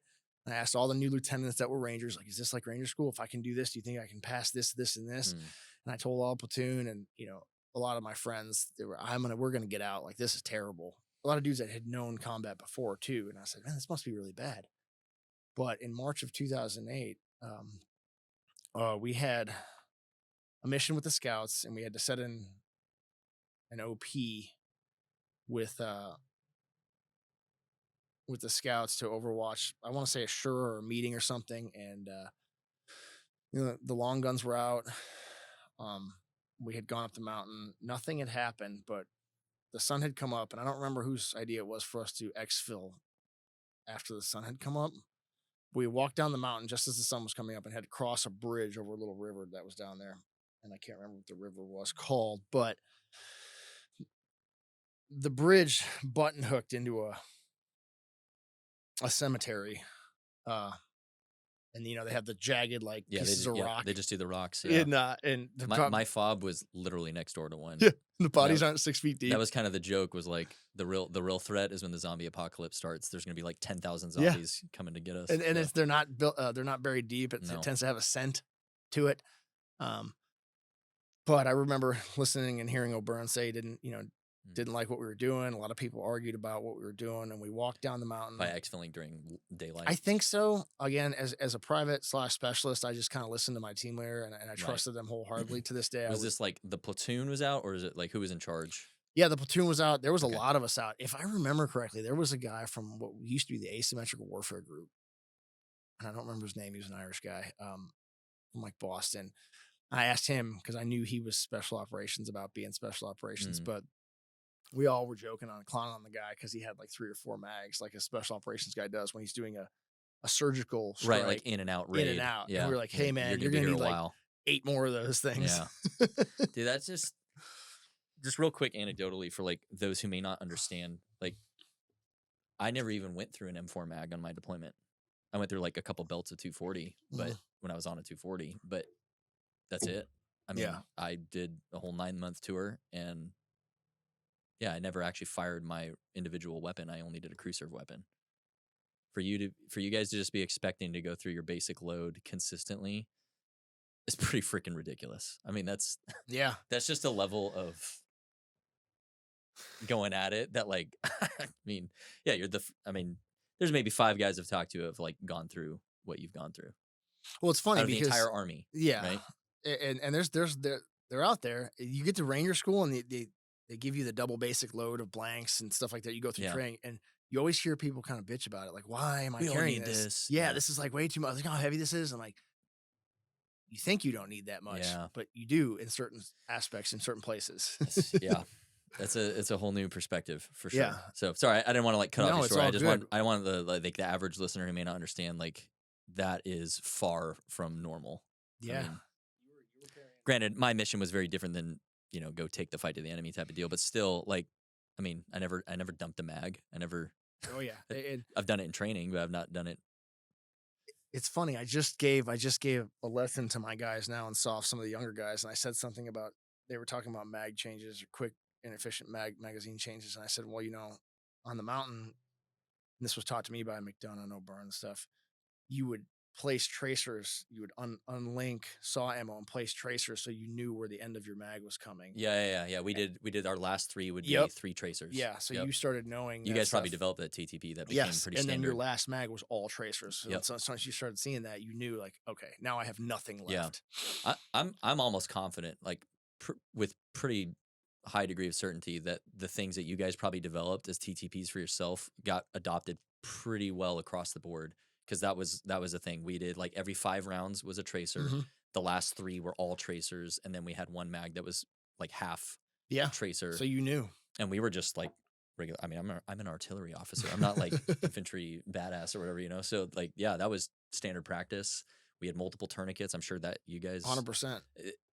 That's where like I knew enough, not to just wax about myself, but I knew enough that I was benefiting from hard-earned lessons from like guys like you. I had enough awareness as a young lieutenant to understand that when I got over there, I was benefiting from a lot of very costly lessons. Yeah. And I just remember feeling very grateful for that. Like, how fortunate am I that I get to be at this phase of things, to where even as like just the average guy, we have essentially what used to be soft level training, simply because of stuff like what you guys did. Yeah. I mean, it's kind of crazy to unpack all this with someone who was there. But yeah, I think the stat that I heard Sebastian Younger say somewhere was like, your company sustained essentially like 80% of all the combat that was happening in Afghanistan. Yeah, at the time. For a single, maybe battalion level. But that's like, so 600 soldiers sustained 80% of the war. Yeah. We were just taking it. That's to 'em. unbelievable. Yeah. It was So- crazy. And we didn't know, like going back to a question you asked earlier, we didn't know that this wasn't normal. So, Even we the all, guys who deployed for, they weren't like saying that to they you were guys? kind of being like, oh, this is crazy. But they didn't talk a lot about their previous deployments. Everybody was very focused on what was going on. And we didn't ask. We were like, this must be normal. Like, Okay. whatever. But dudes would get rotated out to go on leave. You got like 2 weeks of leave Yep. here and there. I got mine over Christmas, luckily, because they just randomly assigned it. But I remember my friend Misha Pemble talking about his experience, and he got to Kandahar or Bagram or wherever they would send us, and they were like, hey, well, now that you're here, you'll be here, your transit, you have 5 days here, so you're going to pull guard. And they were like, what? Pull guard at the tower. And somebody had told them that they need to get clean uniforms and clean boots. They had blood-stained boots. Yeah. And they were like, well, where? At the PX. We had no idea these things were a thing, So you got Misha talking about being in a guard tower with no ammo on the perimeter of Bagram. I think that's what he said. He had no ammo. I mean, Bagram was like a freaking city. Yeah, I mean, it exactly. was basically Fort Campbell. Later over on, there. I found that out. I was Yeah. like, they have a smoothie bar, at Bagram. What are we They had doing? like Burger King and all kinds Yeah. of green beans. And Mhm. yeah. And then me rotating out. I was rotating out with a friend, and I remember rotating out. And the first thing that happened, and it's just a couple anecdotes for you. I at the time I smoked, so I was walking up and down like the main strip. Understandable. Yeah, smoked the disgusting pine light cigarettes that the Afghans gave. There was like bark and stuff sticking out of them. They weren't real cigarettes Nice. at all. But I go, oh, they were terrible. I sent myself a pack one year to try them back in the rear, and it was worthy of vomiting. They were terrible. I couldn't Yikes. believe it. But Yikes. so I'm going to light up, and I don't realize there's everybody else is kind of smoking, and there's these coffee cans filled with concrete and little yellow rope. And so I'm kind of standing to the side just smoking, and I get this random first sergeant or somebody comes over and gives me a solid knife hand, but doesn't say anything for a good 3 to 5 seconds. He's just holding it there. So I like pulled the cigarette. I'm like, "How you doing, Kyle?" And I like shook his hand. And he pulled it away. He's like, "You're out of the smoking ring." And I like looked down. It might have been 2 feet away from me. I said, "What?" He said, "Authorization to smoke is only within the ring." Like, okay, man, whatever. So we got that going on, and then I had gone to the shopette. That's what you're saying, Bagram. Yeah. I'd gone to the shopette. I mean, it's like a mall. Yeah, and I heard people arguing about something about an older issue of Men's Health, like the previous month's issue of Men's Health. And then I like looked up and I saw like the newer issue of Diesel Power, and I'm listening to them, and I was like, "We have no idea. Yeah. They have no idea, They don't. And then the final straw was I was walking through somewhere, and I don't know who, they were going on a patrol, and they were upset that the shopette had run out of Red Bull before their mission. And I was like, man, you guys are just in a different world. Yeah. Did you guys get Rippets delivered? Not a whole lot up to if you got to go down, you got them, but Okay. every now and again we got them. Like I said, how we got things at Damn, Restrepo dude. was weird. And to side tangent, they would just drop it off, and Apaches, Blackhawks, and Chinooks would just drop stuff off, whatever we needed, wood, cots, Mhm. whatever we needed. They would, every couple of days we'd have the sling. So they just sling load it inside the cop. Yeah, right, Or, like, right next to it. kind of right outside it. There Okay. was a flat space that we had chiseled out for them, and then Okay. when we started getting things that would roll down the hill, we had to put in this wall of pickets because things would start rolling down the mountain, so we had to kind of hold it off. Oh my gosh. I have a funny story about that later on, but it on a side note, if you do touch a helicopter while it's in flight, it will absolutely zap Oh yeah. the hell out of you. I Yeah. did it. It came down quick. I was unlatching. Yeah, that's why they have a static discharge line Yep. for sling loads. Yep, Yeah, they were, dude. I was unlatching the sling load, and I touched the wheel hub of a Oh. Chinook, and it shot me back. You're lucky. It can kill you. It hurt so bad, like constrict your heart. I was like, "Oh, Dude. Yeah, I guess I'm fortunate because I was in the 101st, right? Mhm. So that's like one of the first things you learn is like, don't do that, And Mhm. like, who's got the wand? They call it like who's gonna touch Yeah. it first, and, It was a. It was then a, you do the Q-tip. And, yeah. It was a snap reaction because it came down kind Yeah. of fast, and I put my hand up. yeah. Um, Jeez. and then I kind of come to with all my squad laughing at me, like standing above me. But I'm like, oh, that sucked. Ouch. That was terrible. But Yeah. yeah, nobody knew how bad it was. And then when I Then- was on leave in Christmas, I started to realize it. I was like, man, this is really bad, because then you start paying Did attention. you start to worry like I'm not gonna make it now? Yeah, you were like you had Like when you were on leave, we kind of realized. yeah, how you're like, drastic it this was. is crazy. This is not normal, and you're like thinking about ways to make it easier. I was like, man, there's got to be a way to like survive this, and you're trying to think about what you can put in your own hands. Mhm. And what's under your control. And as you're getting on the bus and getting on the plane, you're like, this is completely out of my control. There's nothing I can do Mm. about anything. It was funny because I flew back. I'm a diehard Green Bay Packer fan. Okay. And I flew back. Yeah. Diehard. We're gonna be best friends. It was Brett Favre's playoff game, his final Oh, yeah, playoff dude. game against the Giants. And Don't they watch announced the documentary. Yeah, I don't. Have you yeah. seen it? It'll No, I it'll haven't. break your heart. Just don't Oh, watch man. it. Just pretend it's still Brett from the 90s. Okay. and I'm an owner, and I love the guy, and I know he's got his flaws. Don't watch the documentary. Okay. But so I'm flying back to Restrepo, and the call lady's like, "Hey, just wanted to announce that the Green Bay Packers have lost to the New York Giants." Oh God. And I'm like sitting in my chair, 2007, I'm like, right? So it's 2007. yeah, and I was like, "Oh, dang it. oh, It was a game they should have won too. yeah." It's like broke And my then the heart. Giants won the Super Bowl. Yeah, it killed me. Like this can't get any It's worse. like, yeah, it's like the last thing you needed. Yeah. As I'm flying back to Damn, Restrepo, That's brutal. but yeah, All right, sorry, I sidetracked you. So no, it's all good. then after all that and kind of realizing how dangerous your situation really is, you Mhm. take a round to the head. So you guys Yeah. are crossing this bridge. You're Yeah, exfilling sorry. maybe when you shouldn't have been. No, this is my fault. I took you down the rabbit It's hole. good. It's good stuff. So this is near the end of your deployment then. Like not too much left. Like under 6 months left. Yeah, under 6 months left. Okay. I think. So I think we you're left starting it to see light at the end of the August, tunnel, August, potentially. September. Yeah. We had countdowns going. We had all Okay. our things. And things were Did the getting mood shift of like just try not to die? Like, exactly. okay. It's like straight the Band of Brothers thing. I see that, and I'm like, when we started getting close, Like in and the later episodes yeah, of the show. and they're like, hey, just like don't take any risks. Mm. And this was a big thing happening, and we just thought it was another thing. We had been to Aliabad and the Aliabad Cemetery several times. And what I think came out, and again, like higher people in the 173rd and Battle Company and 2nd Platoon can probably speak better on it. But I was, because again, I was really young. Right. And very like fuzzy brained about. Well, you weren't exactly getting briefed. Operational and strategic You're level worried about things. squad level. Yeah, 100%. tactics. I'm like, is Brendan going to be mad at me because of this or that? Like, how do I do good for them? But we're like going and we get into a huge tick and it's coming from all angles. They had as you're crossing the bridge? We were crossing the bridge. I was about 2/3. So the worst possible place to be in. 100%. Yeah. I was about 2/3 of the way across the bridge. And then you had to button hook to your right. I remember, and there was a small, like 4-foot rock wall, and inside that rock wall was the cemetery. There's a grove of trees and stuff. That's the Aliabad Cemetery. So we're just fighting tooth and nail, and it's what you imagine it. You can barely like look up over the rocks, and they're just peppering the rocks, just hitting the rocks like crazy. And in the one photo, my face is all completely blasted because I looked over and caught. Yeah, Tom, let's pull that up. Yeah, I caught a.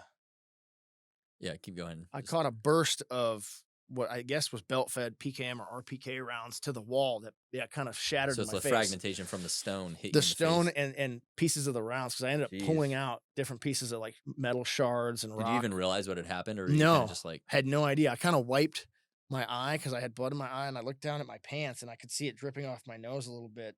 This is obviously probably an hour and a half back later. to base. Yeah, well, base is a generous term. But. Yeah, so. I didn't know what had happened, so I laid back down, kind of wiped my face off, and I was like looking around. I was like, well, we got to keep firing. They're firing, and we were firing in different directions. I remember being very confused because I was like, all right, I can see muzzle flashes from there, and I can see muzzle flashes from here, and waiting to listen to commands from my team leader and squad leaders. And I looked up at a house, and I can see this house clear as day, and I can see the window, and I look through the window, I can see through the window, and I just see a flash. And that flash was the last thing I saw before I was completely out cold. And people like to ask, what did you see? Birds or bells? Now, green spots and then black. The weird thing was, I don't know how long I was out for, but the first thing to come back was my hearing. So I could hear what I think was O'Byrne, maybe our Fort Observer, calling my death. They thought you died. Yeah, because I was completely just out. Heavy from what I can remember. Again, I think I was out. I'm assuming the firing was still so intense. Like, no one's assessing you really. Yeah, no one's. From what I gather, I landed in Steester's arms, and he was kind of like doing a little assessment, but I could hear my name being called over the radio. And I remember somebody saying he's fucked up.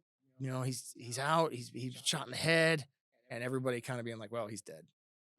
And friends of mine later on have said, yeah, they were manning the radio here or there, and they heard like Steiner was shot in the head, and they're like, oh, okay, immediately. Damn.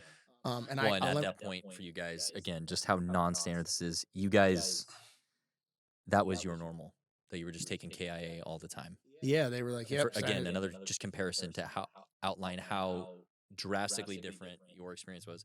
We had one KIA in my entire brigade, our entire deployment. We had some wounded and stuff, but we had one KIA. Yeah. I mean, we're just talking different worlds here. Yeah. Between Battle Company and Chosen Company, which is our sister company, they had Kyle White, and they had, Ryan Pittman and Ranch House and Bella and all these different places that were taking the same kind of heat. And so we just knew, First Platoon had Sal Junta, and they were always taking heat. So it became a known thing, like, oh, well, we got another one or whatever. And we took a lot of KAs, a lot of WIAs.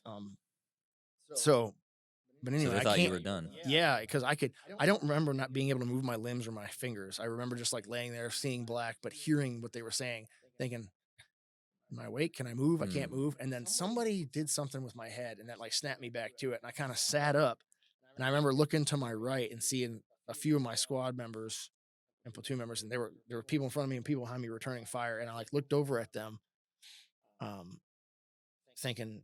And they're just giving me this weird wide-eyed look. Like they'd seen a ghost. Yeah, and I had like touched my face again, and I touched this like huge gaping hole in my helmet, and I was like, oh no, what happened, I went on for years thinking that it was a ricochet, which it kind of was. A fragment of the bullet went in and kind of, because I have a scrape on the inside of my helmet that kind of came out the back, and then there's a nick on the back rubber portion. So I don't know what that's from, but it goes all the way through the hole does. So I don't know, but I still have I think the the helmet. way that the energy, from what I very loosely understand about like ballistics, is as it's piercing the Kevlar or whatever, it does kind of arc it Mhm. through. Like it's like this weird kind of gravitational pull almost. Yeah. So unless it just straight up bounces off, it actually kind of slides around and then Yeah. the energy disperses like But on whatever it hits next. But yeah, I guess that's about as close as you can come. Yeah, about as close as you could come, I guess. From where I had singed hair, so I had like this patch of singed hair. Like if you got too close to the oven or the stove, and I was like, oh man, that's crispy hair. But that was about it. And I remember, I don't know if it was a burn again. I might be messing some of these details up. I was just shot in the head. Granted, you were knocked Somebody out. Yeah. picked me up by the armpits and was like, "You all right?" And I said, "I think so." And they're like, "All right." Well, back then, GoPros weren't a thing, so all the homies had taken point and shoot cameras and they had put them in soap dishes and cut out a little hole and had them like bungeed to their helmet. That's how we took videos. I love the ingenuity of it. Yeah. So somebody has a video of me right at that moment. I don't remember who, and it's me just kind of like wandering around. They're all returning fire, and I'm just like wandering around. And in the background, you can see they're kind of shooting at me, and the leaves are kind of falling.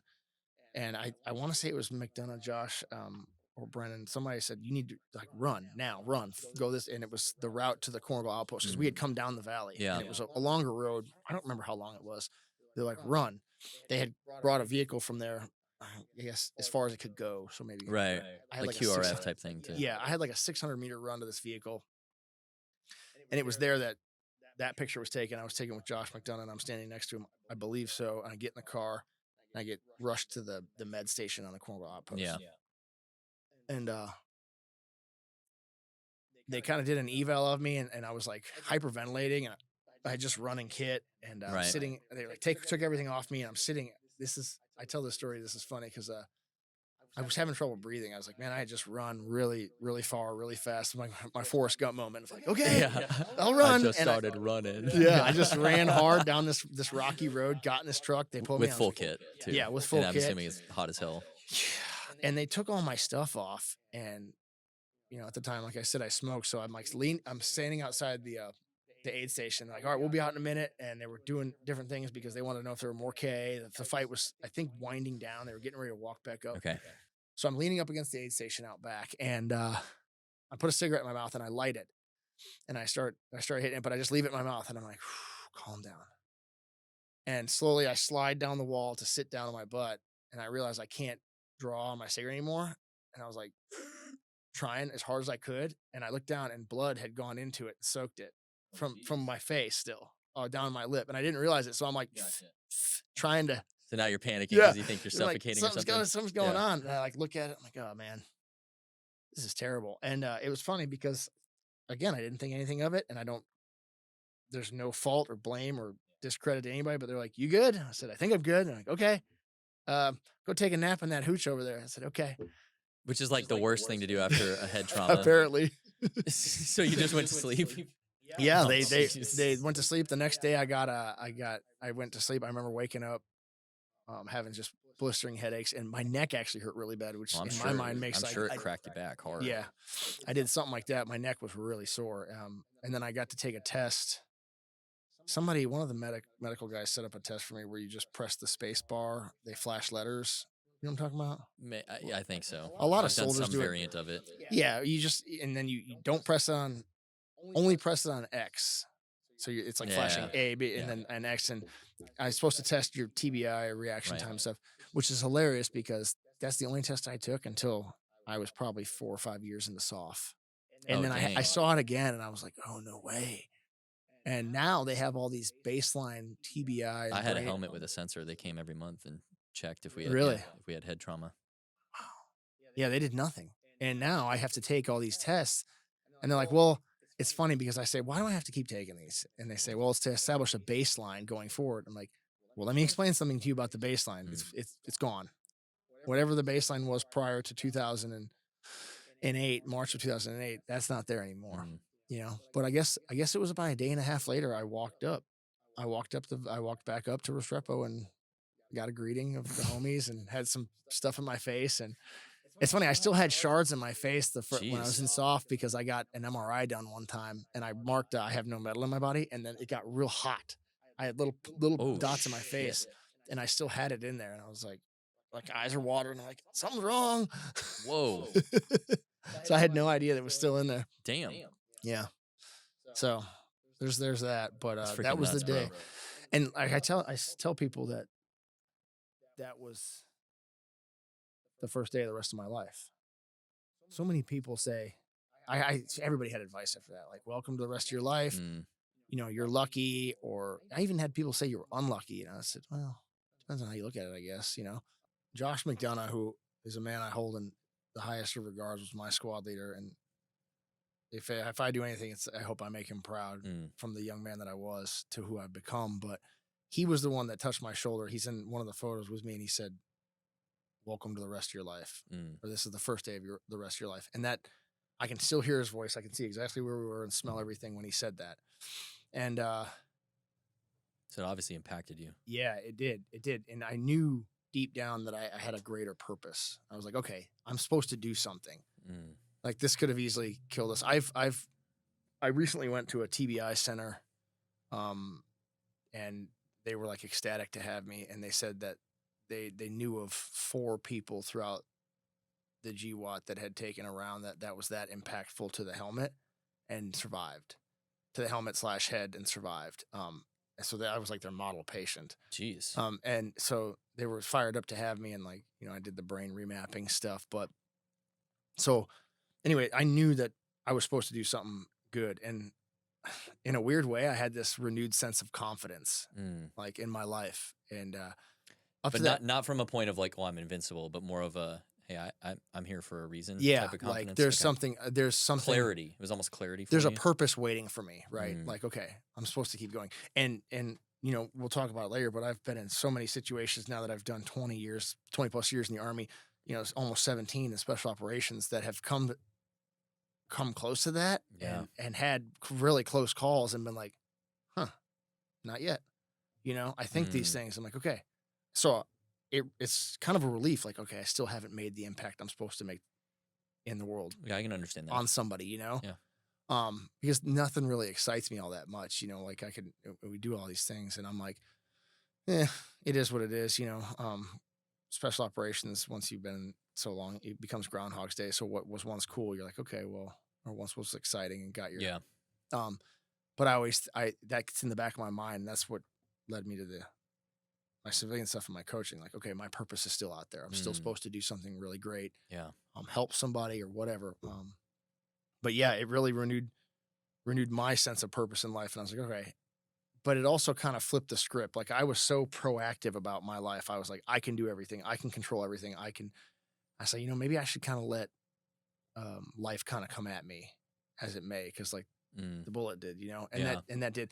And then it gave me what essentially is one of the best memories / dreams, nightmares that I routinely have probably once a week. And it was when I walked back up, my squad was sitting on the HESCOs, like looking, smiling down at me, shirtless, cheering.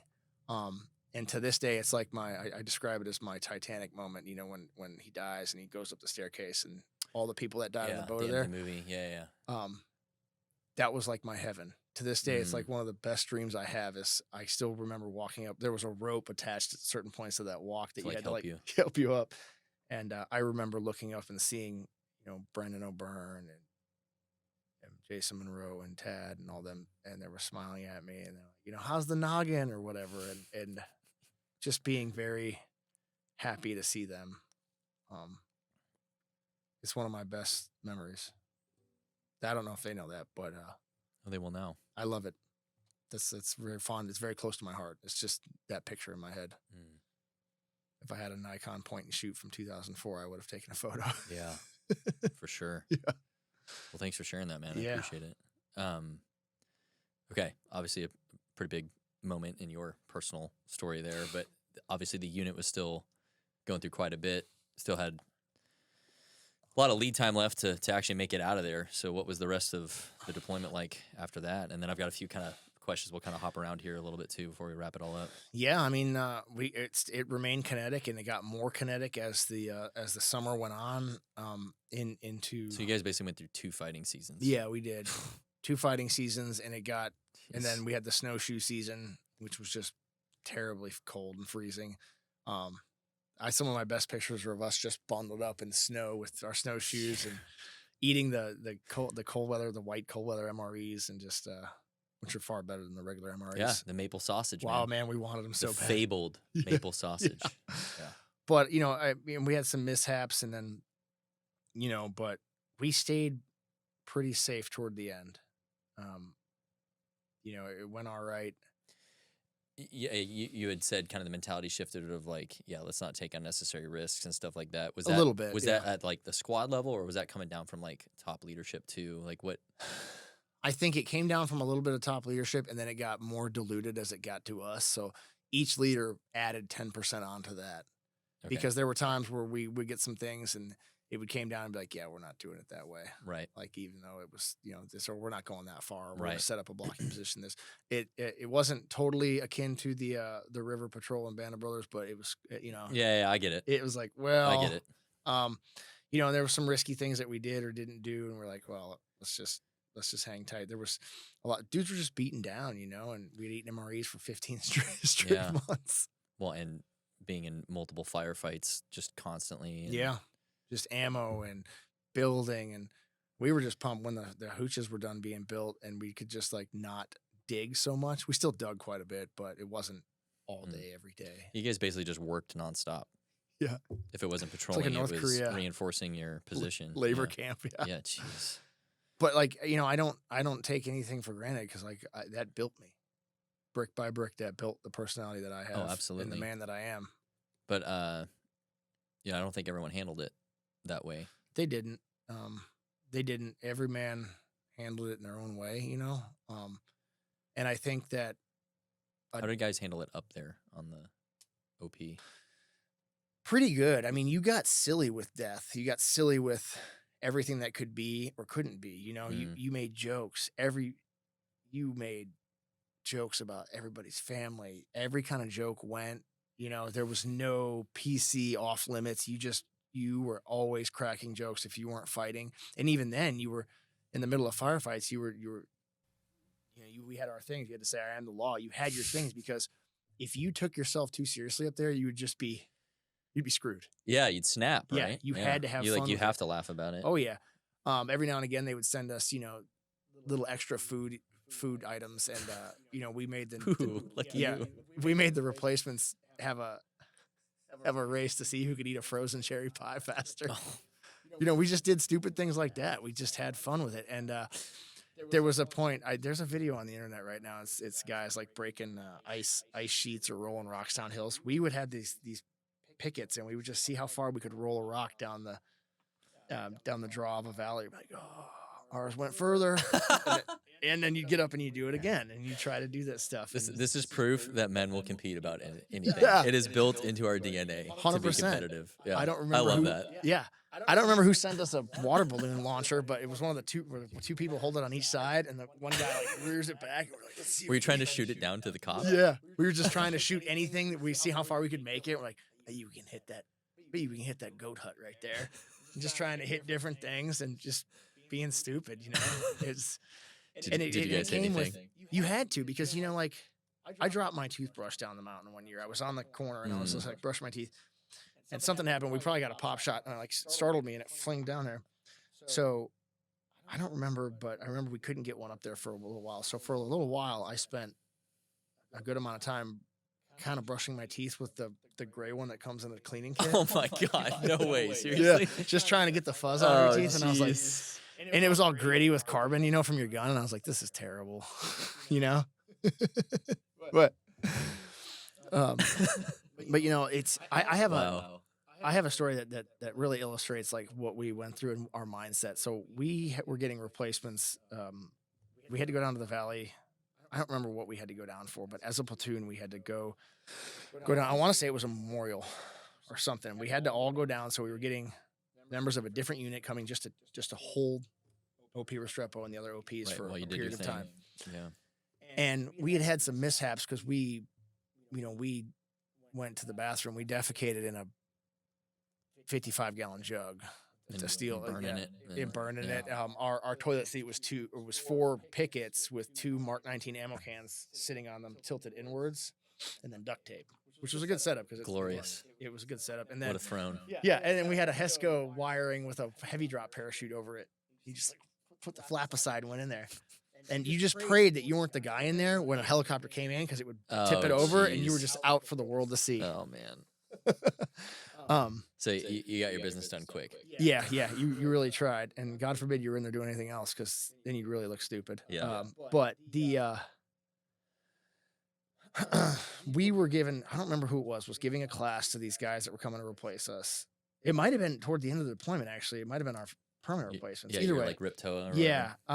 He was like, hey, you cut the water bottle in half, and then you fill it with the fuel, and you got your stirring picket.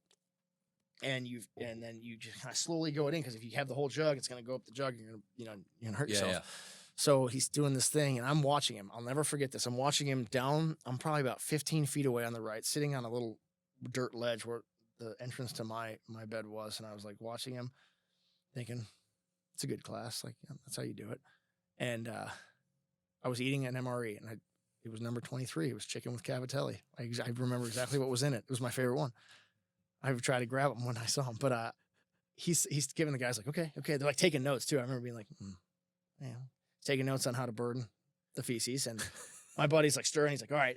And he sticks the picket into the bucket. Now, mind you, it's about a quarter cut 55-gallon drum. Yeah. And he turns around to fill up the gas, and he's filling up the gas in the water in the half a water bottle. And I'm watching this picket slowly slide out of the bucket. I was like, oh no. In my head, I don't remember. I froze. I couldn't react. I couldn't say anything. I was like, And as he turns to pour more gas on, he's got this water bottle full of gas. The picket kind of flips out and shoots a flaming turd that hits him in the face. And he didn't skip a beat. He just brushed it off and kept talking. Didn't faze him at all. And I remember chuckling. My friend sat down next to me and was like, you won't believe what just happened. And he was like, so anyway, and this was like, whoosh. Your guy's like standard of living. Yeah. You're just, wow. He just brushed it off. He didn't even acknowledge that it had happened. He just kept on talking. I was like, we've been here a really Promote long ahead time. of peers. Yeah. Like that's not normal, man. No, that's not. It's interesting you say that, because like one of the other things I noticed pretty quickly of like, man, we have it easy in America, was I noticed that the Afghans don't swat flies off themselves. No. And I realized really quickly too, because we would start to stink pretty fast too, and flies just landing all over you and stuff. You don't have to. You ain't got all day. You just be swatting all day. You don't have the energy for it. Yeah. And I remember having this moment of thinking like, wow, we have it so easy back home. Like we are literally the most privileged people, maybe in all of human existence. I 100% agree. We are. And I just remember that like that's seared into my brain. The first time I watched a fly land on the dude's eye, he didn't even blink. Yeah. And I was like, that's a different view on life. Mhm. Yeah. I'm still going to flick it off my eye. Maybe I don't care about it on my neck or whatever, but yeah, that's like one of those types of things where. No, for sure. It's hilarious that you bring that up. I just brought that up to somebody else. I said, when you go to third world lands, like they'll just go up into their nostrils and they won't even acknowledge it. react. It could be up there doing anything. I don't know what. Yeah. That's literally. Like, that's why I love this country. Like, I don't, not to get all political or whatever. This is the greatest country in the world. Mhm. Straight up. Because, like, we have the luxury of being able to swat insects off us, I just don't think people realize that's, a lot of the world doesn't get that. So, anyway, that's hilarious, man, that he was just so locked in, and you guys are just so used to that being the norm. Locked into his class. And That flaming poo doesn't stop him. I have pondered that for, 19, 20 plus years. Like, what, did he think it was normal? Did he not notice it? He probably didn't notice it. He had to have noticed. It was on fire. You've had, like, philosophical debates with yourself. In my own years. mind, like, there's no way. Like, how would I have reacted if that had happened to me? To this day. He's just lucky there wasn't me. like Snapchat or something back then, or TikTok. He'd be all over TikTok. Yeah, and nobody will believe that happened, but it happened. That's amazing. Yeah. So I want to ask you about a few different things Sure. here, because so obviously you make it home, and but through your deployment, you had, at least from what I understand, some of the best war journalists of the global war and terror era Tim Hetherington and Sebastian Younger spent a ton of time with you guys. So just that's a whole nother level of like an extra thing to experience that most people don't. So just talk to me about what it was like meeting those guys and what was it like going out with them and then realizing you were going to be in this big documentary that, I mean, is very critically acclaimed and everything, and books being written. So, I mean, at what point did you realize that was even happening to you? Yeah, well, like I said before, we didn't know Restrepo, the OP itself, and the Korengal was out of the ordinary. Mm-hmm. And there were some reporters that had come out. Two females had come out before Tim and Sebastian and done a piece, and I didn't pay any attention to them. I didn't know what the piece was about. I still haven't seen the piece. I heard it wasn't a great piece. It wasn't flattering to us.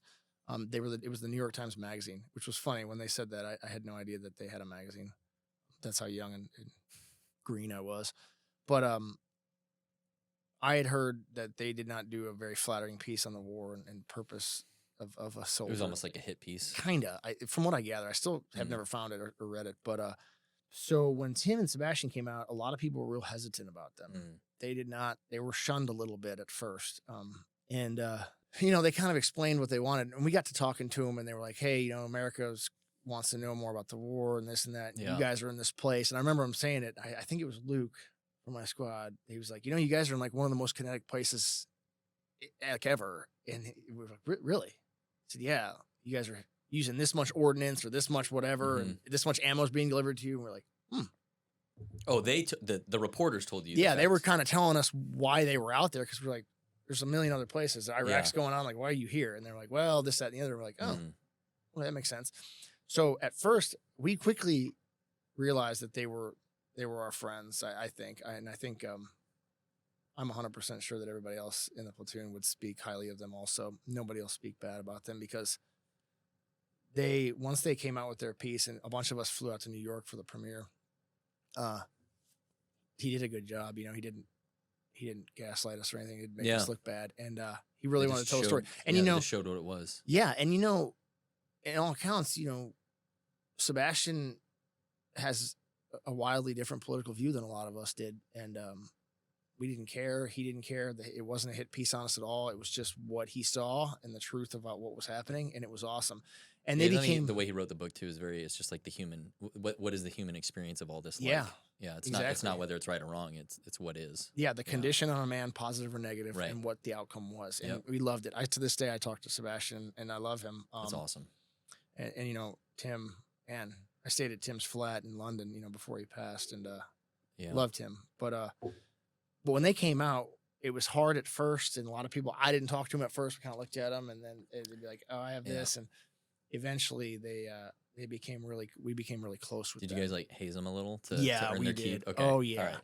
So they were cool. They took it. One of the best things when they'd come on like night ambushes, and they didn't have night vision, we did. So me and Brendan and some of the guys would mess with them, and we'd pretend like we were stepping over like a tripwire and then like look down and be like, so you'd see him like out there like trying to reach into the dark for something that wasn't there, and we'd all be snickering, on our way out the door, or anything like that, and they became family. Like we joked with them, we laughed with them, and they would go on everything with us. Tim hurt his ankle really bad on one mission. Yeah, this is in the book. I remember reading this. He broke his ankle or did something. Yeah, he broke it. I think he straight up broke it. And dude walked back. Like we were like, we're not carrying. In the book, he talked about like Sebastian, at least from what I read, was that like he was witnessing this all happen, right? And watched like the squad leader basically just lie to Tim, be like, "Oh yeah, it's fine. You're totally fine." Like, and how just the fact that like he had told him that he was okay, like Tim somehow now believed that he was okay to keep, even though it hurt. They're like, "Oh no, it's not broken. You're fine, man. You just walk it off." And I was like, I remember reading that like as I was still a cadet when I read this, and I was just like, yeah, that checks. Like I already knew that was 100%. What the Army was like. I was like, yeah, that works. Tie that boot and then tight. Afterwards, it was like they give him a bunch of pills or whatever. Like, here, knock him out a little bit. Get him down, fix his foot. But yeah, it's obviously they were members, right? Because otherwise the squad leader would be like, "Oh no, we got it." You know what I mean? For him to just tell him that, there was obviously trust. Yeah, we trusted them. Yeah. We knew that like they were really good after the first couple firefights. They knew where to be. Like the first couple, I remember like you'd have to move them a little bit, or like you'd do something, and then after a while, you would do it, and they would pick up on natural lulls in the firing. So you'd like turn around, and they'd be out of the way, but right there, and you're like, And one of the famous interviews of me of being like, he's like, "How was it? How's the firefight?" I'm saying it's awesome. You know, it's the greatest high in the world. And I say a statement to this day I regret with all my heart, but I said it's like being on crack. Never done crack. Never did crack prior to that. Never done it after. But I don't know why I said that. But he's like, "Oh, right on," and then it kind of fades away. Is that in the documentary? Oh yeah, yeah. And it's funny because years later, I remember, and I've searched high and low for this, but it was used as not a hit piece on me, but on soldiers and substance abuse. I turned on the news one time. And it was your mug. Yeah, I was going through the Q course, and it was two people on a platform, whether it be one of the major news stations. They were talking about soldiers and substance abuse, and they were like, "Yeah, Bill and Jan, and like Bill, yeah, a lot of soldiers are coming back, and they're turning to drug use because the PTSD, and they don't know how to deal with it. And that's right, Jan. Just take a look at this." And then it clips to me saying that, and they pause it on my face. It's and totally out of context. Yeah, and they're like, there you go, Bill, crack. And I was like, "Oh, what? Like, no way." I saw it once and I can't find it. And I'm like, that happened because it was on Thanksgiving. I was going through the Q course, and I remember thinking like, that's terrible. That's a terrible thing on me. Oh my gosh. Yeah. Yeah.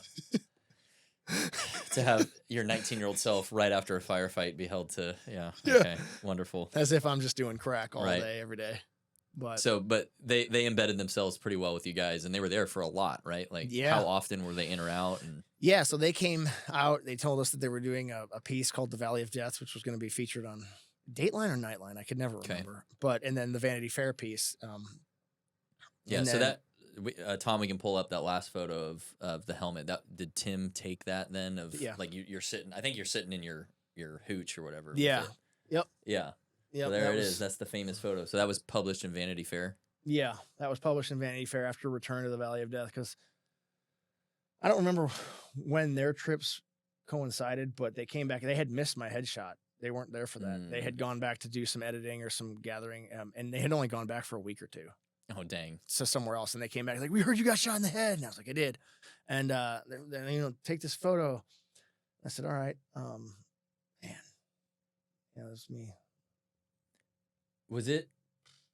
I'm just trying to think through this because, I feel like fame or notoriety is hard for anyone to handle. But as a, not even 20-year-old kid who just went through potentially the worst deployment in the global war on terror, getting home and now you're flying to New York or whatever for did you have a moment of just kind of well, I don't know what's going on here? Or how did you cope with all that? Because I feel like that level of exposure immediately coming off any deployment is probably not very good for a young guy. You mean the exposure from the documentary? Yeah, just any of it. All of the hype and glitz and glamour and going to all the things and all the attention from it. Yeah, the docu. I'm sure other people, even at work, were like, "Oh, showboy." They knew. Stuff and the thing is that we were stationed in Europe, so we had no idea how people took it in the States. Gotcha. Really, you went on leave, but so you're actually insulated from it. Yeah, I think that was probably a blessing. It was a blessing, and we went straight to. We got back, so none of only the Vanity Fair and the Dateline pieces, or Nightline, gotta be Nightline. They came out, Valley of Death, Return to the Valley of Death, and then again they got a loan or something from National Geographic to come out and finish their independent project, which became Restrepo and Korengal and whatnot. But we came back, and then Sebastian flew out to Italy and said, "I want to do some interviews with you guys." So the interviews you see of us in the black room, that's of us just. And I don't speak for other guys in the interviews, but I was so drunk during those interviews and sweating from still being drunk and eating the worst thing you could and just getting no sleep, because we all took that welcome to the rest of your life thing seriously. And that hit a lot of us really hard coming back, because we realized in some way we're like, wow, we just survived some serious, serious stuff. And, this is something, if I could ever read a paper on or read a good peer review, when we come back, you have a 6-month period where you feel invincible. You feel, and it's funny because people can see it in you when you're out at a bar or whatever. They're like, "I can see this confidence radiating from you." You feel like you can't be touched. Yeah. My wife says that she saw it, because I met my wife, a couple months after that deployment. my now wife, and I have deployed since then, and people can say they sense that, and then other wives are like, yeah, when you guys come back, you're like glowing with like life, like the rebirth of. It's a high of like realizing you cheated death. Exactly. You're now back, and like you can calm down. It goes away, but every time you deploy, you come back with a little bit. But we had it just to the utmost level, and we. Yeah, I mean, I can't imagine a more like, the from one extreme to the other, right? It's about as. So I mean, a lot of the guys, again, your story, but like, were you close to any of the dudes who didn't handle things well? Like, I know some guys like went to prison and all kinds of stuff. Yeah, a lot of dudes didn't handle it well, and again, one of my biggest regrets is not keeping track of them. Going to SOF, I lost track of like a lot of things. Do you think that part of it was you maybe needed to like let that chapter of your life go for a while? I did. Just not have to live in it all the time. Yeah, because I was one of the only dudes that went SOF from that platoon. You know, Josh McDonough ended up going to Ranger Regiment, but I remember before we deployed, there were several people in our platoon, and I'm not dogging on them in any way. You know, everybody's their own man; they have their own choices. But a lot of dudes wanted to go to SOF or be a part of it, and as that deployment beat men down, that fell off hard. It waned. And I'm not special for any reason that I did or didn't do it. My wife saved me because I was down the same path they were. I was drinking nonstop. As a matter of fact, the leave form I had to sign to go on leave post Restrepo deployment, my hand was shaking. Because you've been drinking so much? Yes, I had been drinking so much, and they thought it was hilarious. It looked like one of those like jiggly pens that your kids play with. Like I could not sign my name. Jeez. We were drinking nonstop. And we had an influx of soldiers that came into Vicenza while we were deployed. So when we came back, there was no housing. So a ton of us were put up in really nice Italian hotel rooms out on the economy. Oh, jeez. For like 2 months. And we went loose. It was you lived it up. It was terrible. It was everything you can imagine. I mean, they were picking us up, picking me up from park benches, you know, for Monday formations. And we were just, I got into a fight, and you'd get put in Italian jail for over the weekend and be in there fighting Italians because it was right outside the gate of Caserma. So yeah. So you said you met your wife, and you told me backstage that she saved you. Yeah. So I met my wife, and she was all into the party life. I met her in Florence, Italy, by the statue of David. Is she Italian? Or? No, she was going to UC Berkeley, and she was studying abroad for a semester for her undergrad, living in Rome. She had gone to Florence, and I had gone to Florence. She had come from the south, and I had come from the north by the statue of David. And I was doing a pub crawl, which is what you do in Europe. You pay the €20, and you get free drinks for an hour at the first pub, and then some college kid or whoever's there, they take you to several pubs, and you get a free shot at the door, like a watered down kamikaze or something. And you did that to meet girls. You did that because you were like, yeah, there's going to be college girls here. Yeah. And like we had it, the 173rd boys had it down pat because you knew where the American colleges were. You knew when the American cruise ships came in and what ports they came in. So you would stage yourself. You knew what the students couldn't buy in the Italian. It was a well-oiled machine. Oh, yeah. It was a very well-planned operation. Oh, yeah. And you couldn't get Red Bull on the Italian economy at the time. So if you parked yourself on a certain area and you had Red Bull and Grey Goose vodka, the students would just line up because they couldn't buy it, but you could at the shopette. We had a system, to doing this. It was terrible. Oh, man. But we were going on a pub crawl, me and some other buddies, and none of this surprises me, by the way. This is exactly what I expect soldiers to do. It was really good. We were a well-oiled machine, you're right. And we get to a pub crawl, and now, mind you, we had just done a couple weekends in Milan, and Milan is the fashion capital of the world, and we were told at the time we couldn't get into X Club or whatever because we dressed too American.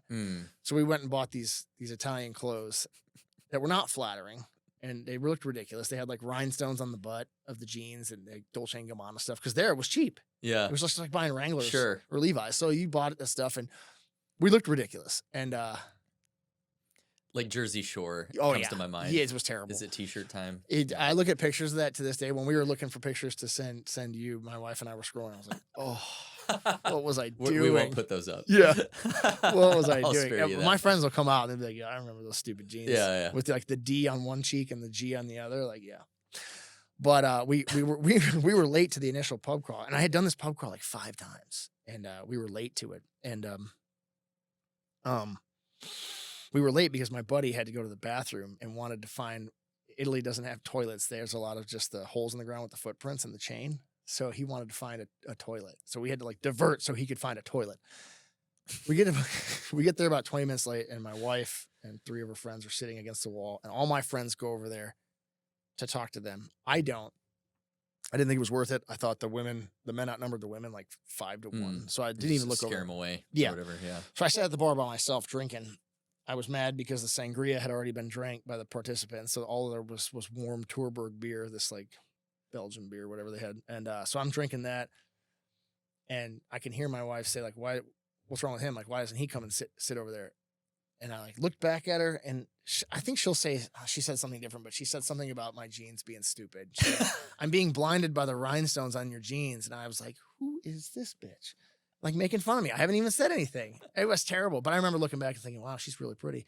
And my buddy, who had gotten in a fight the night before, had this big gash on his face, and he was wearing like a BDU hat. And he said, he was telling everybody that he'd gotten beaten up by the Italian Bruce Lee, who he was calling Bruce Leone. He'd gotten in like a brawl the night before. So they were all like, what's wrong with your face? He's like, don't worry about my face. You know, he had a big gash on his face. Doesn't hurt so much here or here, Yeah. right here. No, nothing. Yeah. I don't see nothing. Yeah.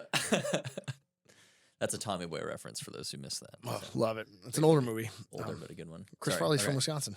Oh, is he? I didn't know Yeah, that. yeah, Okay. Marquette, Wisconsin. But All right. so yeah, see, and the hour there ended, and then I go up. My now wife, Julie, had already gone up to the top of the stairs to, I don't know what she was doing, but she had bummed a cigarette or something from an Italian man or something, and this Italian man was very mad at her about something, and he was like kind of yelling at her. At the same time, there were two Navy boys from whatever ship is stationed in Naples. And they were dressed. Do you remember the old Kangol, like fuzzy outfits? Like they were like light blue, and you had the Mr. Magoo fishing hat. You remember what I'm talking about? They were don't. white ones. Yeah. No. They looked like all Adidas tracksuits, but they were both wearing like matching tracksuits, and they were hitting on her. And she gave me this like, I don't like this. Like, help me. Yeah, look. So I went over and she'll probably say it a little differently, but I kind of grabbed her elbow. I was like, hey, we're all leaving. And she's like, okay. And then she's like, bye. And then her and I walked together, and that's all she wrote. So you swooped in. Yeah. Her mom was visiting. Her mom is a first generation immigrant from Germany. My wife grew up till she was about 10 or 11 speaking German in California. Okay. But her mom was visiting her. So met her mom, took her back to the hotel that she was with her mom. And the next day we arranged a date. And this is when I knew she was the one. It took 2 days because she arranged a date. She's like, all right, well, we'll meet outside the Statue of David again the next day. Let's say 10 o'clock and have breakfast and drinks and talk. I said, okay. So I'm there with my very good friend, Dustin Henry. And we're sitting there, and we had drank the night before. So we're like, let's get a fruity drink. And we got something with pineapples and umbrellas sticking out. And she came over and just berated us for having stupid drinks and ordered a Guinness and a cheeseburger. And we're both looking at our drinks and looking at her. It's like, this is the one for me. Yeah. She's like, why would you get that drink? You're on a date and you look ridiculous right now. Because I'm like moving the fruit and the toothpicks aside. Like, well, because it's morning and I wanted a fruity drink, you know? But yeah, that's how I met my wife. So anyway, fast forward to we started dating. She would come up to Vicenza and stay with me and so on and so forth. Because she was there for like a year or two or something? She was going to be there, a year. She had done a semester. Okay. She was toward the end of it. So you had some time to actually get to date and everything. Yeah, and like we had a funny relationship. That I picked her up from the train station in like a car I'd bought just right then and there. The first time she came up to visit me, and it was a stick shift, and I wasn't very proficient, and I killed it, and like started rolling backwards down a hill, and she's just looking at me like, this is the worst date ever. I'm terrible. She just kept giving you chances, huh? Yeah, Fruity she just kept giving me chances. Can't drive the car. Yeah, it's great. There was something still redeeming about you, I guess. Apparently. So, but you said she saved you. So what was it? Just the fact that maybe going back to like purposing, you had something more valuable to actually pursue than just living it up. For sure. We spent a lot of time just doing what young people do, partying and having putting her into taxis and ending up here and there and things like that. And then I don't remember what started the conversation, but I had a series of like patches and pins from special operations. And I had those pamphlets also that I told you about. Yeah. They were my motivation, but I had put them away in a drawer or something. I don't know if she was cleaning or cooking or doing something, but she pulled a pin out. It was on my nightstand, actually. And inside the nightstand drawer, she pulled it out. She said, "What is this?" And I explained it. I said, "Well, that's the pin for special operations, this, that, and the other." And I really wanted to do it. And I explained my whole history to her. And in a very nonchalant way, my wife is very blunt and very open about the way she feels about things. She was like, "Then do it again." I was like, "Well, I don't know. We're having a good time. We're doing this." She's like, "If that's what you want, go do it. Like, don't stop wasting time." And she pretty much was like, "Nope, I don't want to hear it. Like, if this is what you want, you just spoke to me in a way I've never heard you before," because we'd been dating for 4 months, maybe. You're that passionate about it. Like, stop everything you're doing and go. And again, this is another example of the universe just finding a way, because it might have been not even a week. I'm like walking around post in Caserma, and I see a dude in all black on blacks running around with like folders. And I was like, "Who is that guy?" Somebody said, "Well, he's the Special Forces recruiter." So I went and talked to him. He was very rude and he was very loud. And he said, "Here's my card. Be at the theater tomorrow at 1300. And I said, "Okay." And I show up. There's like 5 people. And it's a dark theater. And he shows a video, and he's like, "This is Special Forces." And he's, he pretty much says, like, "It's really hard. You probably won't make it, but if you want to give it a shot, let me know." So he was just really good at his job. Yeah. He was like, it's funny because the Marines never have a recruiting crisis, because they're always their doubt, and people are like, "You're probably not tough enough to be a Marine." They always meet their goals. They like actively say, "We don't want you." Yeah. This was this guy's pitch, and it worked. It's the poke in the chest. Yep. Yeah. And he poked me, and I was like, "Well, I'll show this guy my spite engine." He started running. I was like, "Oh, forget him." So, it might have been 3 weeks later. I did a really rough train up. Nothing to where I was the first time. I did a rough, like, "Hey, I'm going to do," it was like the first part of Rocky 3. It was like a joke of a train up. But I had just come from Restrepo. I had just come from 15 months. Right. At 8,000 feet, just climbing. So, yeah, so in some ways, you're actually in really good shape for what you needed to get through. I went there and crushed it and got selected. And I didn't have an American phone at the time, so like I couldn't call anybody. So they didn't know that I had made it until I got back. But I think 5 of us went, and I was the only one that made it from Italy. So, but she was like, "See," and now our life is different. And I knew, I probably knew earlier, but despite the bumpy roads that we've been through, like, she has saved me 100 times over. But I wouldn't be the man I am, I wouldn't even try it, I don't think. I might have died on a bench in Munich at Oktoberfest. Wow. Choking on a schnitzel or something. Yeah. You never know. But she's always been there to be like, "Get it together. Like, you're better than this." I'm like, "Okay, you're right." I do everything I do so I don't disappoint her. And she made me go to selection. She made me crush it. And she's like, "Now go do this." Okay. And I really haven't failed anything since. That's amazing. Yeah. I love to highlight that too, because it's just I've tried to quantify this. It's really hard to put into words succinctly, but when you find the right woman for you and you cultivate the right type of marriage, there's something special a wife can unlock in her husband that only she can provide, right? Like, all the accolades from anyone at work or anyone with all the tabs or whatever, it doesn't hit the same as like when she says the thing for you, right? And like, people, in the day and age we live in, people are like, "Oh, marriage is a scam and stuff." And I'm like, "Nah, man, if you do it right and you find the one who's worth fighting for, the things that she will do for you, like unlocking you as a man, like, is just priceless." And I think that's a perfect example, and what a testament to the type of woman she is. No, I agree. I do, brother. To kind of call you on your shit all the time, calling me on my shit right from the get-go. Yeah. She was doing it this morning. I was taking notes coming over here. She's like, "No, this and that." I was like, "Should I get another coffee?" And she's like, "No, because you're going to talk really fast and be jittery." And I was like, "Okay, you're right. Probably will be." But she saved me in that point, because we were starting to all kind of go downhill. The lull of Restrepo was happening. They were talking about gearing up to train for the next deployment. Dang. And we were just. Is there a lot of like nihilism going on? Yeah. And none of us were headed on a good path, It just wasn't good. So, did you guys have any kind of like reintegration? No. It was just like, you're home, you're loose. Early on. And the weirdest thing is you're not home because you're not in the United States. Yeah. You're in Italy. Yeah. So even then, her and I went to Carnival in Venice. That was like right afterwards, you know? So jeez. you got that. I don't remember who it was, but somebody rented a pirate ship and we just ended up sailing around Venice just drinking. People were just jumping off into the Venice Canal naked.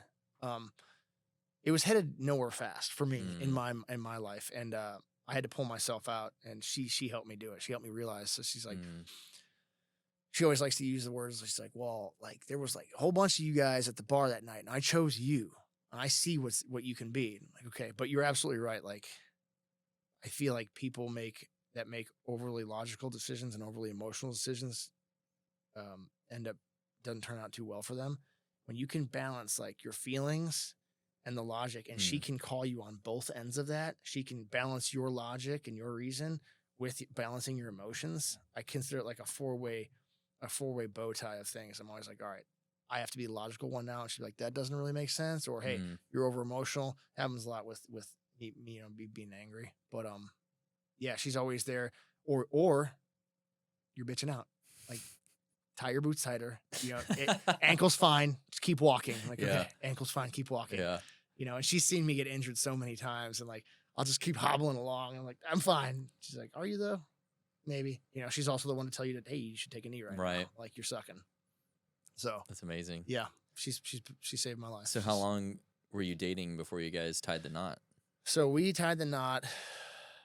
We got married. We did a courthouse wedding.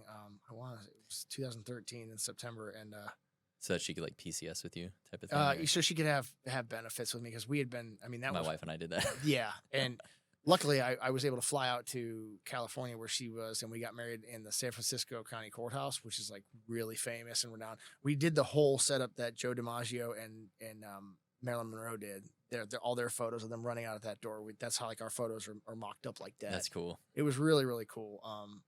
The best day of my life. And then later on we had like a celebration wedding at a barn in Wisconsin, so my family could attend. Sure. But yeah, we got married then. We were, I won't say dating on and off, but it's like long distance, because she moved back with me. She moved home. She did some things for her final year at Cal. Ended up bartending at the Bears Lair, and this will come into play later, but bartending for Aaron Rodgers at the Bears Lair in Cal. But then she came and moved out with me in Fort Bragg at an apartment when I was going through the Q course, and we lived together. And then, you know, I felt I should reciprocate, so I asked her if she had a job, good job. She's paying, like, yeah, we're gonna start a family and this, that. And just by chance, I said, hey, like, if you ever want to do more, you know, you did really well. You graduated top of your class at Cal and in high school and stuff. Like, you're super smart. Your mom's a self-made architect that's English as a second language. Like, house paid off in Berkeley, San Francisco area. Like, and she's like, well, I wanted to go to law school really bad, and I took the LSAT when I was younger, and I didn't score as good as I wanted to, so I'm not going to go. And I remember thinking, like, all right, this is my chance, because she pushed me, and I'm in the Q course. I'm about to become a Green Beret. I was like, well, what did you get? She told me, and she said it wasn't good enough. So what was it? She was the top 3 percentile in the country. To me, a infantry gun, I'm like, it's pretty good. Is that not good? And so I'm like Googling, like, what LSAT percentages, scores. I'm like, I was like, well, you should try again. I gave her a dose of the medicine she gave me. I said, you should try again. And I pushed her and pushed her and pushed her. And she studied, bought a study course, started doing it, and scored in the top 1 percentile of the LSAT, and then got accepted to Harvard. She was the first acceptee to Harvard Law School in that year. Wow. So that was another like break we took, not a break, but a long distance thing. I was deployed in Afghanistan. She was going to Harvard Law. So, yeah. So that it was quite a while then, a couple of years. You guys were kind of long distance dating? Yeah, it was. Okay. She'd come back during summers and things like that when I wasn't deployed. But like we would have different times where we were together and we weren't. It was hard. I mean, we've definitely had our struggles, but going back to what you said, no marriage is without them. Yeah. I scoff at these people who are like, this isn't normal, or when you see what people... Or I deserve better. Yeah. That's my favorite one. Like, well, didn't you make a commitment? Exactly. What people are willing to end a commitment over is just baffling to me. Yeah. And we can get into this later, but me going to third world countries and seeing what that is like, it makes you chuckle at our idea of commitment in this country. Sometimes a healthy dose of perspective is a Very powerful medicine. Big time. Yeah. Big time. That's one of the worst things about being a special operator is that you leave the country for a certain amount of time and you miss the United States of America and you miss everything we are. But that first walk to the airport is eye-opening again because you think to yourself, like, you're so spoiled and you don't know how well you have it. And you just go through life, you float through life thinking that you're owed things and you deserve stuff. And I just came back from a place where they get it and you don't. Yeah. And it's heartbreaking. It is. But man, that's amazing. So that she pushed you right from the get-go and then you guys made it work through the distance and everything. And, years. So we're going to talk a lot more about the rest of your career, but so she really was that driving factor to kind of make you go back and give selection another shot. And so you went and got selected, and that kind of put you back on a different course. Yeah. Any final thoughts on just that whole experience through Afghanistan and any of the guys and stuff? Anything you want to recap there? Or say that maybe you haven't put out there before? Not that I can think of right now. The thing is that I don't know how people think about that deployment that were there. I know how the rest of the world thinks, having seen those documentaries, but I look back at it as one of the greatest times of my life. It's one of my fondest memories is that entire time. I cherish every dude that I was up there with. And, if I've misquoted something, I'm sorry. Shot in the head. Don't remember a whole lot, but I hope they feel the same way because it was an amazing thing. And that experience built me as a man.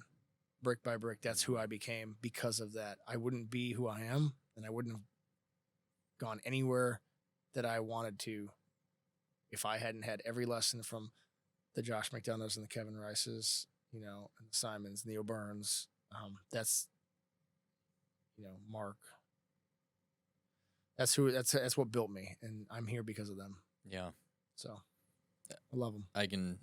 I understand. I didn't experience anything even remotely close to what you did, but the people who poured into me through my deployment, I mean, the amount of growth and knowledge and wisdom that I just gained in such a rapid amount of time from them, I mean, I have held on to for the rest of my life. I mean, I can vividly remember just lesson after lesson. They're seared in my brain beyond the Army, like just for life in general, It's a very powerful thing in a young man's life for sure.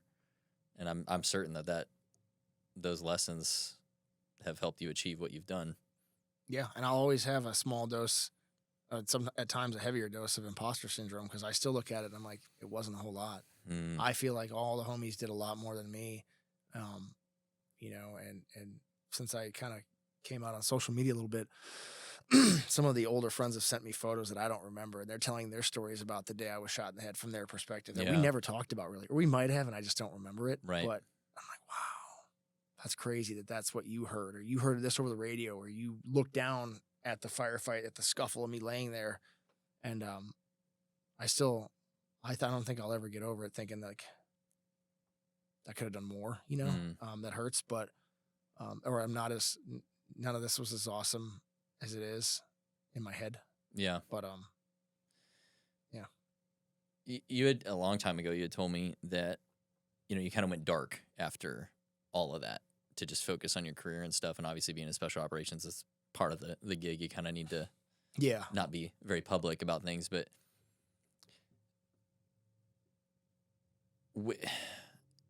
I guess just walk me through kind of like what that was like psychologically of just being exposed to all the attention and all the stories and all the stuff that came along with that, and then kind of closing that chapter in a way. Sure. Yeah. It was weird because I was going into SEER school when they were showing the movie in California, and a bunch of my friends got flown out. I remember seeing a photo of them with Tom Hanks on the red carpet because it was up for an Oscar. Yeah. I don't remember. I don't remember who it was. I remember them telling me that somebody paid for them to go to the Beverly Hills Hilton, and they absolutely made a mess of it at the bars and stuff. And I was jealous, and I was getting ready to go out to SEER school, the survival school for the Q course. And I was pretty not happy about that. But, moving forward, it still wasn't that public. Like the news stories had reached a certain amount of people, but not what the documentary would reach, you know? So I showed up to my first ODA in my A-team, 786, and got the new guy treatment of like, who's this guy? You know, the FNG treatment, and they kind of slammed the door in my face and made me stand outside of the team room for a couple of days. And then the movie had either just come out or had come out maybe a little bit prior, a little bit after. But at one point, the door opened up slowly, and they were like, "Is this you?" And it was that. And I said, "Yeah, that's me." And they're like, "That you were there?" I said, "Yeah." Like, "All right, come on in, sit down." And I was like, "Oh, right on." Like, respect from the best of the best. Like, I'm really fired up about this. And it took me a while to figure it out, but that got big. They showed it at Fort Bragg. Like, it got really big. I went into the theater, and I went in after it started and hoped that nobody would notice. And then they did. And like, there was a bunch of applause and the lights came on, and it was a high for a long time. Over that, they started showing it at basic training at like 30th AG. So all the incoming recruits knew who we were. I would walk through the airport in Atlanta, and they'd be like, "Wow, that's him," you know, all these like young kids. Even from Afghanistan, assholes like me with a beard. I had long hair, and they still recognized me. I was like, and then it waned. I mean, I was doing a free fall trip in Arizona, and some bouncer in like Scottsdale was like, "You're that guy, you know, the headshot guy." I said, "Oh," but the headshot guy is what they referred to me as. McDonough made a hat for me one time, and it had 2-1 our squad, our 2nd platoon 1st squad alpha team headshot. It said 2-1 headshot. That's all it's ever said. But coming back and being in SOF, I quickly realized that, like, no, I hadn't done the cool jumping and the cool diving and the cool sniping, but I had been through something that was terrible that not a lot of them could fathom, because SOF gets a lot of support. Yeah. They get a lot of support. It's one of the truths, you know, you need non-SOF assistance to complete your mission. You do. They get a lot of support. They get a lot of eyes on them. Yep. What's SOF doing? We were a normal infantry platoon of 30. Yeah, you're forgotten almost. They didn't care. Yeah. We were just left out there. And I remember a SOF team came through one time to Restrepo for a day or two. They were doing something, and they were sitting there, and we were by a fire over some Hesco wire and something. And they were like, "What are you guys doing out here?" And we were like, "Well, this is what told us to be."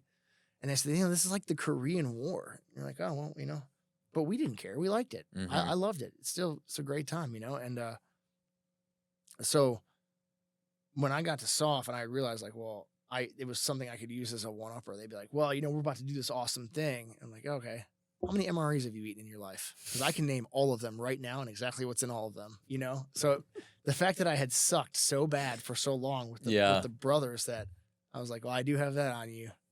I've burned more human feces than you have. I promise," you know, or any one of these things, you know, just the stories we had. And so that gave me a little sense of pride, and it kept me going. They kept me going to be like, "All right, I can do better. I can do better."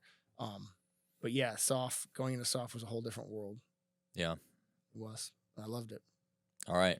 Well, we're going to take a break. It's going to wrap up this portion of things for you, but we're going to dive into what was next in your career after the break. Okay. I don't know. I was always searching for something that would live up to the Restrepo thing. I got my Green Beret Crisis Response Force. Army Dive School has the highest attrition rate of pretty much any school in the military. Like, I went with 37 Green Berets, and 14 of us made it to the end. I guess you're trying to find those peaks again, you know? You're trying to find anything that'll excite you. Did your wife ever express, like, "I don't want you to go again"? She's like, "You need to stop." I've been beholden to Uncle Sam and a schedule for so long that it's like one of those things where the cement blocks are up like on the end of a railroad track, and then the tracks don't continue. Right. I'm trying to find my continuation of railroad tracks. What am I supposed to do now? I have no idea what I'm supposed to do.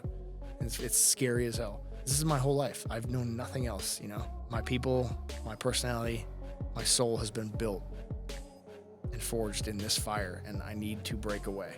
And I want to break away. I want to find a much more peaceful existence. Thanks for watching this episode of the podcast. If you're on YouTube, drop a subscription to us. And if you are listening on Apple or Spotify, please leave us a review. It helps greatly. If you are also ready to level up as a man, check out Elite Sentinel Coaching, our program designed specifically for men, where we forge men into leaders. We turn cowards into kings, weaklings into warriors. Become the hero in your story. Join us today.